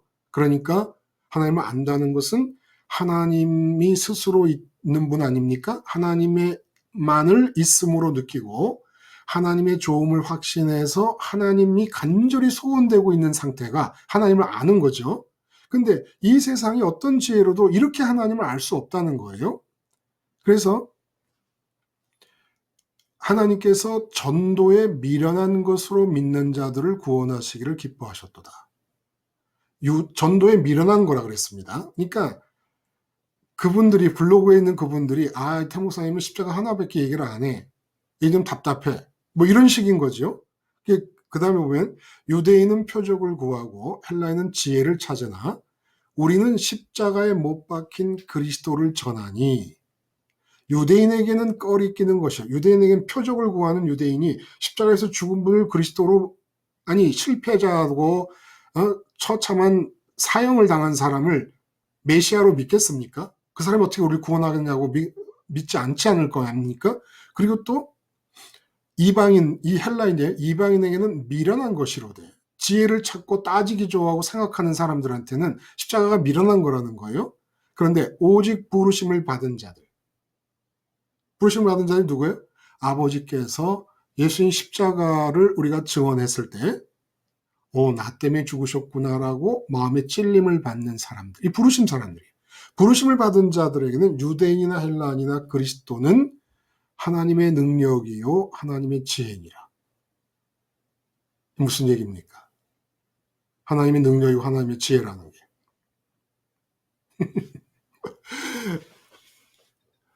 예수님 십자가가 최우선의 핫 이슈 상태로 유지되는 가운데 생활 속에서 살아볼 때,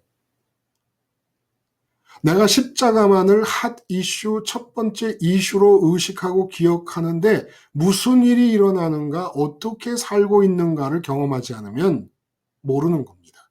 근데 핫 이슈로서 유지되고 기억될 수만 있으면 하나님의 능력이고 지혜인데, 하나님의 능력과 지혜가 응축된 거예요.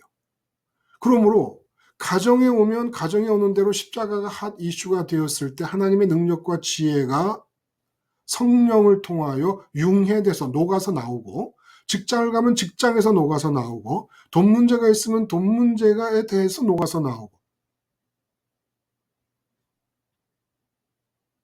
그냥 그리스도인은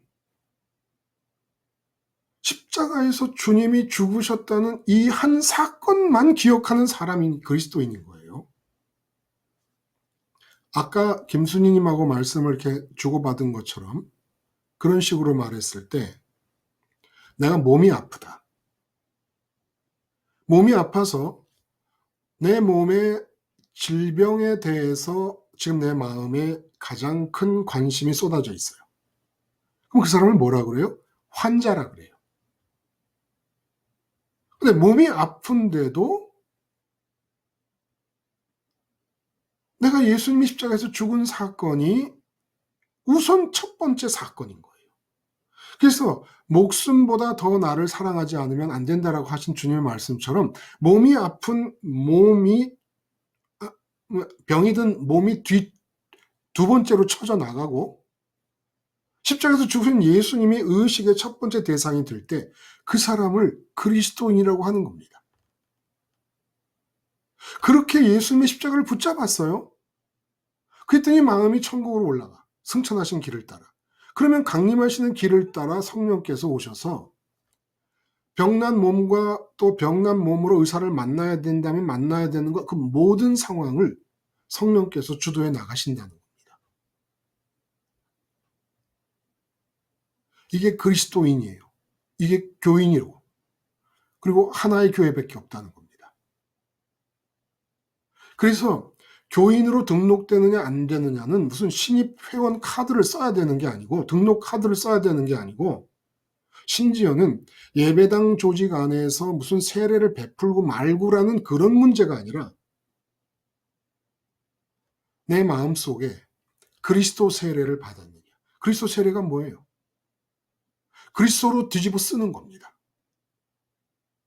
그리스도 안으로 들어가는 겁니다. 아까 요한복음에서 나의 살을 먹고 나의 피를 마시는 자는 나와 하나가 된다는 말씀이 있어요. 나는 내 안에, 그는 내 안에 거고 내가 그 안에 거하리라. 어떤 사람이? 나의 죽음을 먹는 사람이. 나의 죽음을 자기의 죽음으로 알고 있는 사람이. 나와 하나가 된다는 말씀을 하세요. 이게 그리스도 세례예요. 예수 이름으로 세례를 받는 거예요.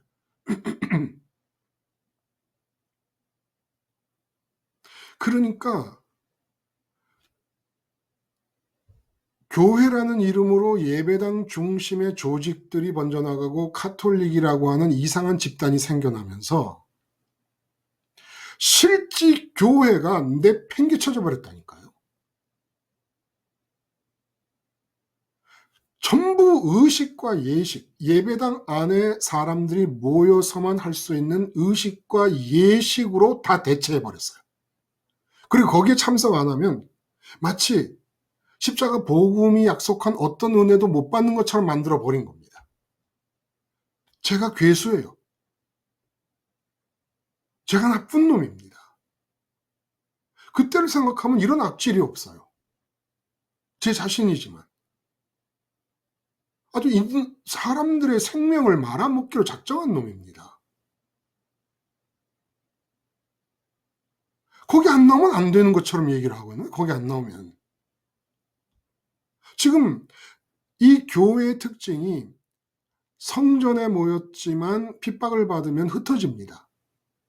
들에도 모이고 화장실에서도 모이고 무슨 카타콤에서도 모이고 무슨 장소가 정해져 있는 게 아니에요. 근데 핍박을 받아서 카타콤에서 모이고 늘 도망다니고 피해 다닐 때 300년 동안 로마에서 공인되기 313년, 300년 동안 기독교는 가장 교회다운 모습, 가장 교인다운 모습을 드러냈던 겁니다. 476년인가 467년인가 고대가 끝나고 중세가 시작되지 않습니까?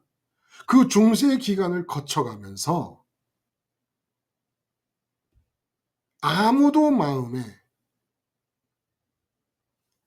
예수님이 십자가에서 죽으신 사건이 핫 이슈가 되도록 만들지 않았던 거예요. 중세 카톨릭이 한 게 뭡니까? 어떻게 세속의 군주와 힘을 걸어서 교황이 우위를 차지하느냐? 어떻게 베드로 성당 같은 큰 성전을 짓느냐? 그걸 개신교가 그대로 따라하고 있어요. 그대로 따라하고 있어. 이건 교회가 아니에요. 이젠 그렇게 말씀하셔도 됩니다. 교회가 아니라고. 예수 그리스도 십자가의 교회, 예루살렘에서 시작한 그 교회의 교인이 되는 것은 여러분 마음속에 예수님이 그리스도로서 이루신 십자가 사건이 가정에서, 직장에서, 시장에서, 학교에서, 삶의 현장에서 항상 핫 이슈로 남아 있느냐라는 여부가 결정짓는 겁니다. 근데 어떻게 핫 이슈가 되게 하느냐? 사도의 가르침. 우리가 사도의 가르침을 받았잖아요. 그게 뭐예요? 그리스도 연쇄 사건. 목격자들이었습니다. 이게 3,000명이라는 것은 어떤 의미가 있습니까? 목격자들의 교회에서 목격자들의 증언을 받고 신도가 된 사람의 교회로 바뀐 거예요. 근데 우리는 그 3,000명의 뒤를 이어가는 사람들 아닙니까? 그 3,000명들이 그렇게 열심히 모여가지고 사도의 가르침을 통해서 그 증언을, 사도들의 그리스도 연쇄 사건에 대한 증언을 성경으로 남기고 우리에게 전해준 겁니다. 오늘도 우리는 사도의 가르침이 열심인 거예요. 제가 사도라는 말이 아니라 사도의 가르침을 제가 반복하고 있지 않습니까? 누군가는 사도의 가르침을 반복하는 사람이 있어요. 여러분들이 시장에, 직장에, 가정, 어디서 무엇을 해도 준비된 사람이 증언은 어째 누구든 해야 되는 거 아니겠습니까? 그 일을 하는 거죠. 제가 사도라는 뜻이 아니라. 결국 말씀을 듣고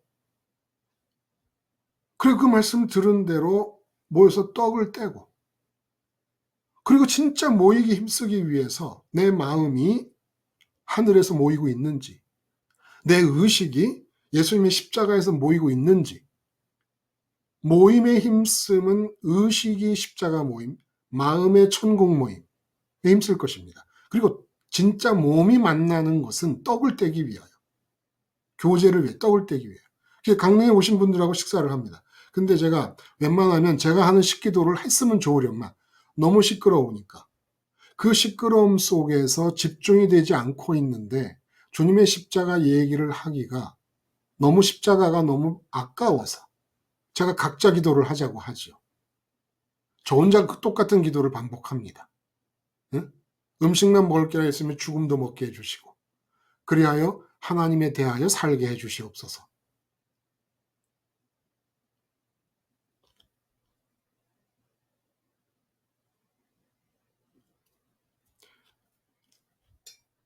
유무상통으로 다시 돌아가서 얘기를 한번 해봐요.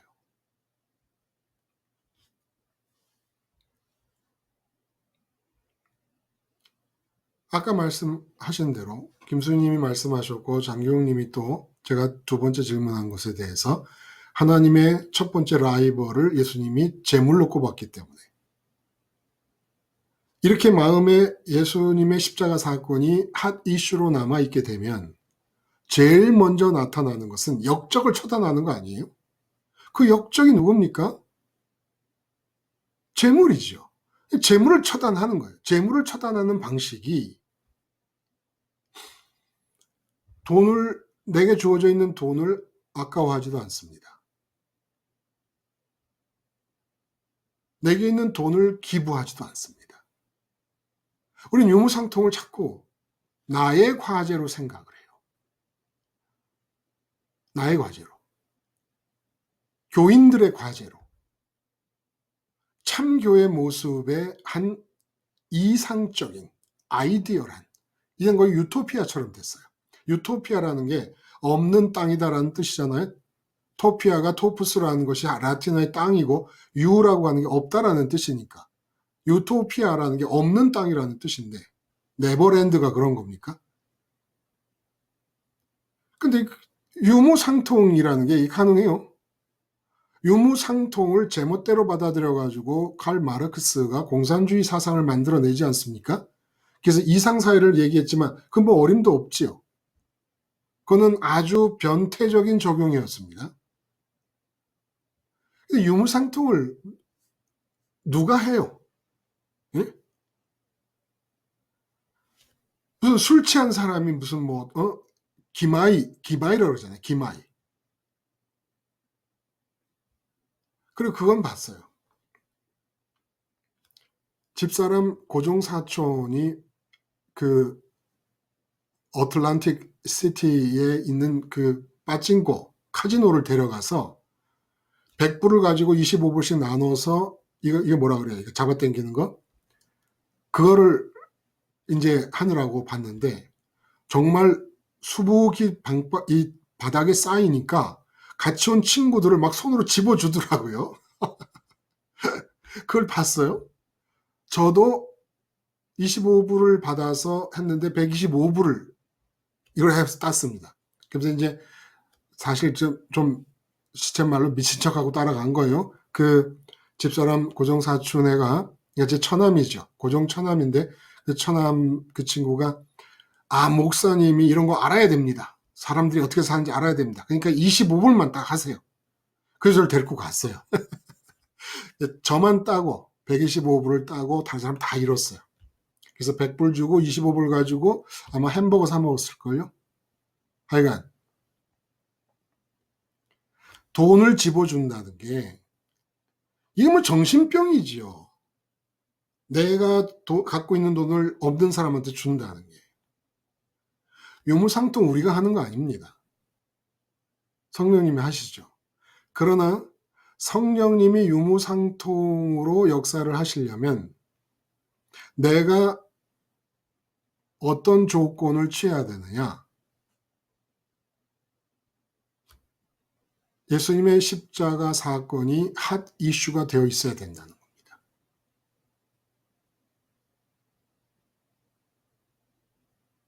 돈에 대해 죽고 돈 대신에 하나님께로 떠나야 된다는 거예요. 그래서 여러분, 성령의 역사를 좋아하는 것처럼 제가 들을 때는 답답한 일이 없어요. 성령이 역사하시옵소서, 역사하시옵소서. 아니, 성령이 역사하시면 어떻게 될 줄 알고 성령이 자꾸 역사하라고 그러는 걸까요? 네? 성령님이 역사하시면 여러분 다 털려요, 쉽게 말해. 그래도 괜찮겠어요? 뭘 알고 성령이 역사를 하시라고 자꾸 강구를 해야 되지. 성령이 역사하시면 여러분 숨겨놨던 돈 다 거덜나요. 몰래 지금 숨겨놓고 있는 돈 있잖아요. 그거 다 거덜나요. 그래도 되겠습니까? 물론 성령이 역사하셔도 꼭 유무상통의 형태로만 나타나는 건 아니지요. 이때 상황이 그랬죠. 이때 상황이. 아무도 안 믿고 자기들끼리만 믿는데 지금 그중에 가난한 사람이 있으니까 성령께서 유무상통으로 돈을 사용하신 것이죠. 내게 주어진 돈, 내 돈도 아니었으니까. 아버지의 돈이었으니까 아버지의 뜻을 받아들인 성령께서 그렇게 사용을 하신 거죠. 그러므로 이 유무상통이 우리에게 전해주는 메시지는 시대를 초월해서 핵심되는 메시지. 어떤 시대에든지 유무상통의 사건을 대하고 우리가 맞이해야 될 메시지는 돈을 붙잡지도 말고 돈을 누구한테 주지도 말고 돈을 떠나라는 겁니다. 있는 돈. 월급, 연금, 적금, 보험금, 주식, 부동산, 동산, 폐물 다 있잖아요. 진심으로 하나님을 보물로 가져야 되니까 주님의 십자가 사건이 열화와 같이 활활 타오르게 기도하고 간구하며 말씀 듣고 그리고 떡을 떼세요. 가족들이 하고도. 그게 통용되지 않는다면 저는 사도 바울이 자기처럼 되라고 베스도 총독과 아그리빠한테 말한 것처럼 여러분도 식기도를 저처럼 하면 난 좋겠다고 생각을 합니다. 음식만 먹고 음식의 기운으로 세상만 살 것이 아니라 주님의 죽음을 먹고 오직 하나님을 향하여 내 마음이 살게 해주세요. 하나님을 향하여 산다는 게 뭐예요? 하나님의 있음과 좋음을 확신하고 하나님만을 보물로 여겨서 하나님을 소원하는 겁니다. 세상을 사는 게 뭡니까? 세상을 소원하는 거죠. 뭐 딴 게 있습니까? 복잡하지 않지요. 그래서 십자가가 모든 것으로 뻗어나가는 거예요. 그래서 십자가를 첫 번째 의식의 대상으로 기억하고 붙잡고 있으면 돈을 떠나게 됩니다. 그 돈은 골리앗을 물리친 다윗의 조약돌이 될 수도 있고, 오병이어의 기적을 일으킨 오병이어가 될 수도 있고, 성령님이 쓰실 때 또 내가 먹는 거, 내가 입는 거, 아버지께서 계획하신 대로 다 이루어질 수 있습니다. 다만 돈을 떠나야 됩니다. 돈은 내 마음의 본래 주인인 하나님 아버지에 대해 1등 역적입니다. 1등 역적이에요.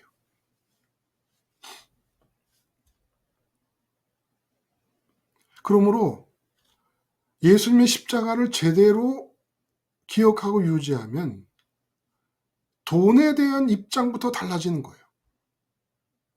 돈에 대한 입장부터.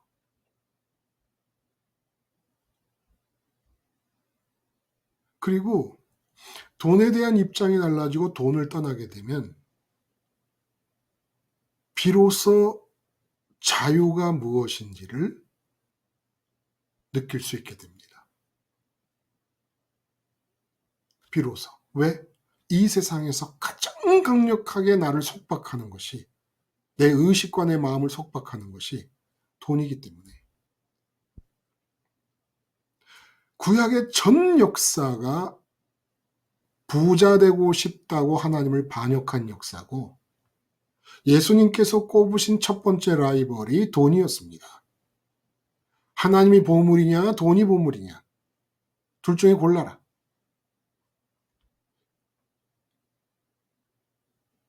그래서 성령이 역사하시면 지출이 전혀 내 뜻과 내 뜻이 있지도 않지요.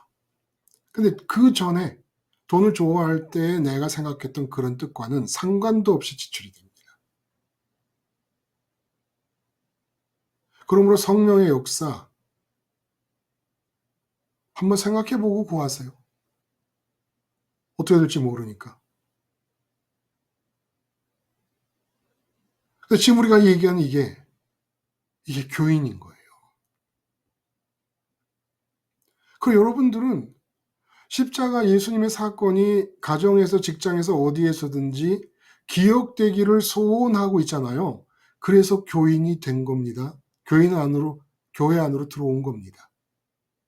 천하의 별의 별 이름의 교회가 다 있어도 그들의 마음 속에 예수님이 그리스도로서 십자가에서 죽으신 사건이 첫 번째 의식의 대상으로 유지되지 않고 있고 유지되기를 소원하지 않고 있는 한 그건 교회가 아닙니다. 그래서 내팽개쳐진 교회를, 이런 속성들을 우리가 알면서 다시 되찾는 거예요. 다시 되찾는 거예요. 그리고 하나님이 주권 아래에서 역사하시는 대로 우리도 만나서 떡을 떼면 돼요. 함께 떡을 뗍시다. 허락하신 대로. 힘써 모인다는 이 얘기는 그리스도 연쇄 사건에 대한 증언, 그리고 지금 우리가 함께 나누고 있는 이 얘기처럼 십자가 사건을 어떻게 삶에 적용시켜 나가느냐 하는 이런 얘기들을 들음으로써 어떤 삶의 현장에서도 예수님 십자가를 기억함이 탄탄한 기반 위에 설 수 있게 하는 그 노력을 힘써 모인다고 말씀하신 거예요. 근데 인터넷 시대, 이 시대, 인터넷이 얼마나 많은 부작용을 일으킵니까? 로마가 10만 킬로미터에 달하는 로마 가도를 유럽 판도에 깔면서 얼마나 못된 짓을 많이 했습니까? 그러나 그 못된 짓을 많이 한 10만 로마 가도를 통하여 복음이 전파되지 않습니까? 마찬가지로 인터넷 부작용이 많지만 우리 몸으로 모이지 않아도 사도들이 말씀하셨던 그 증언, 그리스도 연쇄 사건에 대한 증언을 이렇게 나누고 전하고 할 수가 있지 않습니까?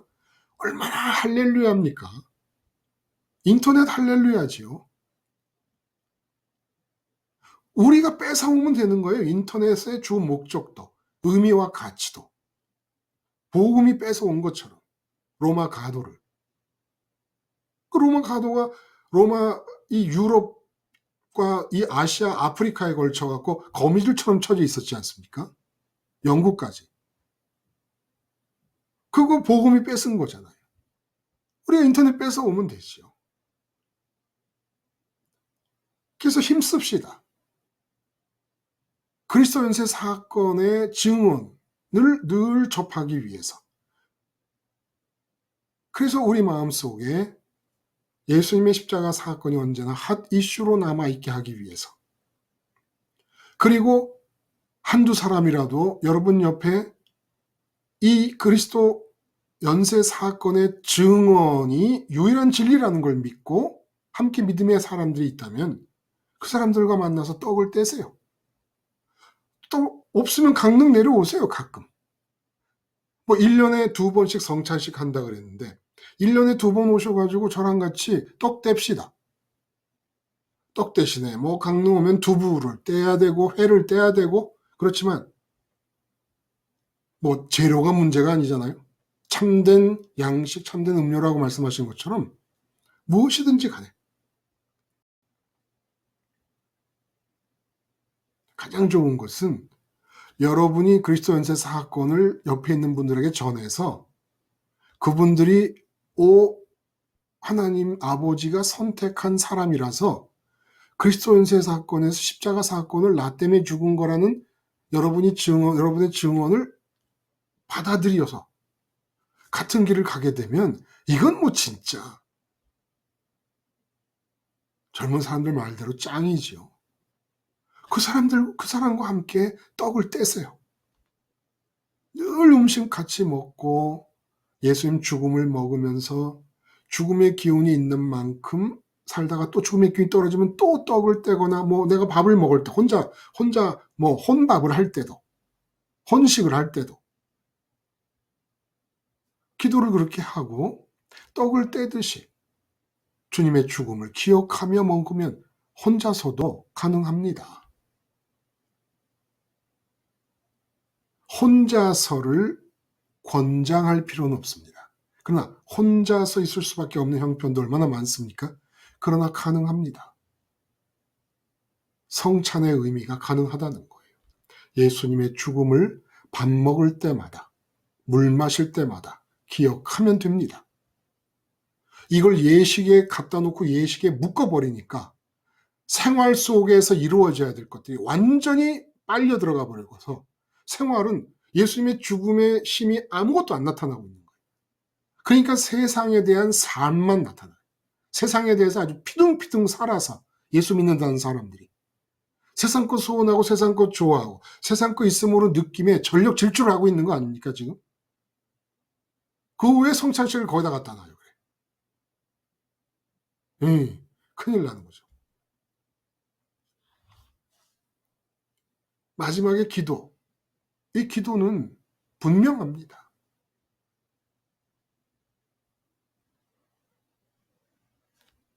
성령님의 역사, 주님의 그리스도의 사역, 이 모든 것들이 결국 하늘에 계신 우리 아버지와 내가 하나 되는 목적을 위해 이루어지는 겁니다. 아버지와의 사귐. 그래서 기도 시간은 구약 성경에서 안식일과 같은 의미가 있는 거예요. 육체적으로 우리가 가정에서 직장에서 교인으로 살아가야 돼요. 그리스도인으로 살아가야 됩니다. 십자가 예수님이 핫 이슈가 돼야 되는 거예요. 그런데 이 모든 걸 다 멈추고 시간을 내서 아예 세상을 등지고 안식일처럼 하늘에 계신 아버지께 몰입합니다. 아버지보다 더 좋아했던 것을 회개합니다. 이 세상 것을. 아버지의 있음보다 더 먼저 느끼고 반응했던 것을 회개하며 나의 보물 되시는 나의 아버지와 조금이라도 더 친해지고 아버지와 조금이라도 더 하나됨의 느낌이 강화되는 일을 위해서 기도하는 겁니다. 아버지만을 위한 기도, 아버지만을 위한 시간. 이게 골방에 들어가 시간을 두고 하는 기도라는 거예요.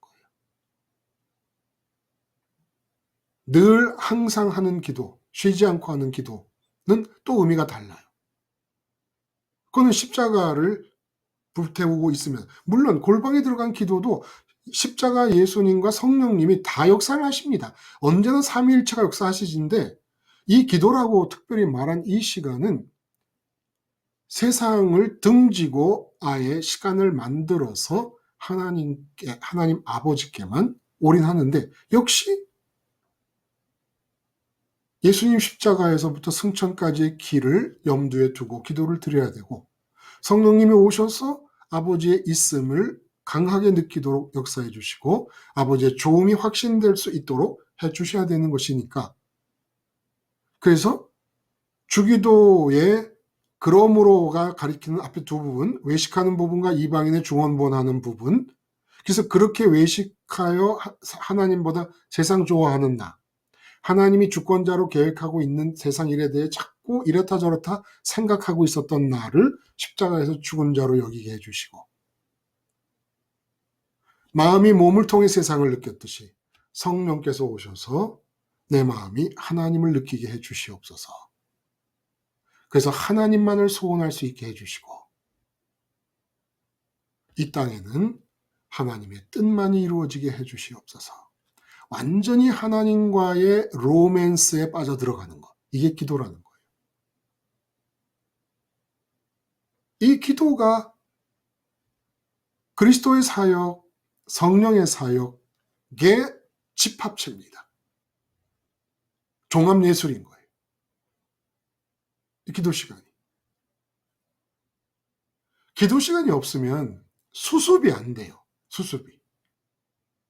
그래서 제가 기도를 우선 멈춤이라고 표현을 했는데, 그 때때로 우선 멈춤을 함으로써 아버지와의 친해짐을 계속 쌓아 올리고 아버지를 버는 일, 아버지 부자 되는 일, 그러니까 돈 벌고 싶었던 것만큼 돈을 떠났으니까 돈에 대해서 가졌던 좋음과 있음의 느낌을 그대로 아버지께 적용시키면 된다는 겁니다.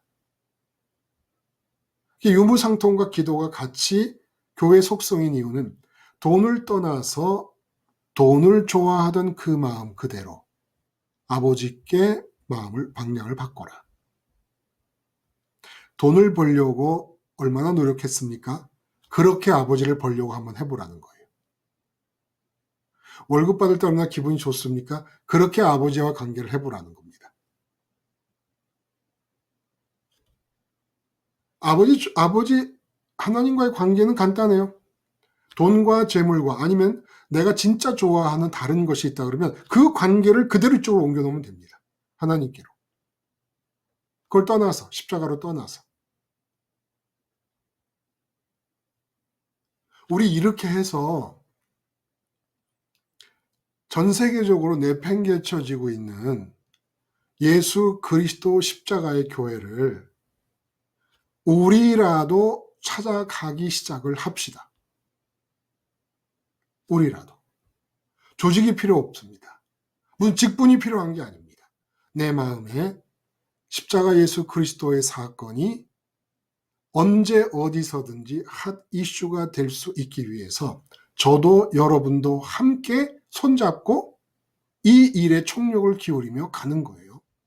이게 교회죠. 이게 교회죠. 제 얼굴을 몰라도 되고, 제 얼굴을 모를 수는 없죠. 제가 여러분의 얼굴을 몰라도 되고 안 만나도 됩니다. 강릉에 안 오셔도 아무 상관이 없습니다. 아무것도 여러분이 요구하는 거 없어요.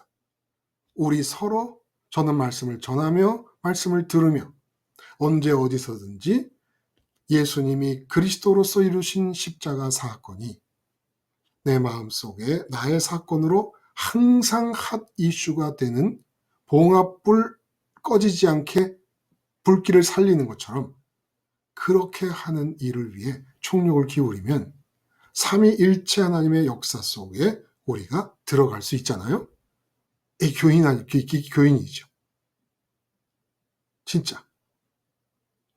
이제 예수 그리스도 십자가 교회 교인들입니다. 여러분들이 명실공히. 그래서 어떻게든지 우리 함께 도시락 싸들고 쫓아다니면서 십자가 예수님 기억하고 있어? 십자가 예수님 기억하고 있어? 이렇게 쫑쫑대면서 옆에 있는 사람들과 함께 떡도 떼고 또 세상을 등지고 기도도 하고, 그리고 또 돈을 떠나서 정말 자유함을 느끼면서 주시면 주시는 대로, 안 주시면 안 주시는 대로 돈에 대한 성령의 역사를 믿으면서 그렇게 한번 우리 예수 그리스도 십자가 교인들로 살아보자고요. 그리고 증언도 그 옆에 사람들에게 해보는 겁니다. 예수님이 하나님의 아들로서 너 때문에 죽었어, 십자가에서. 너 때문에 부활하셨고 너 때문에 승천하셨어. 이거는 네가 알든 모르든 믿든 안 믿든 팩트야. 너 때문에 예수님이 죽었어.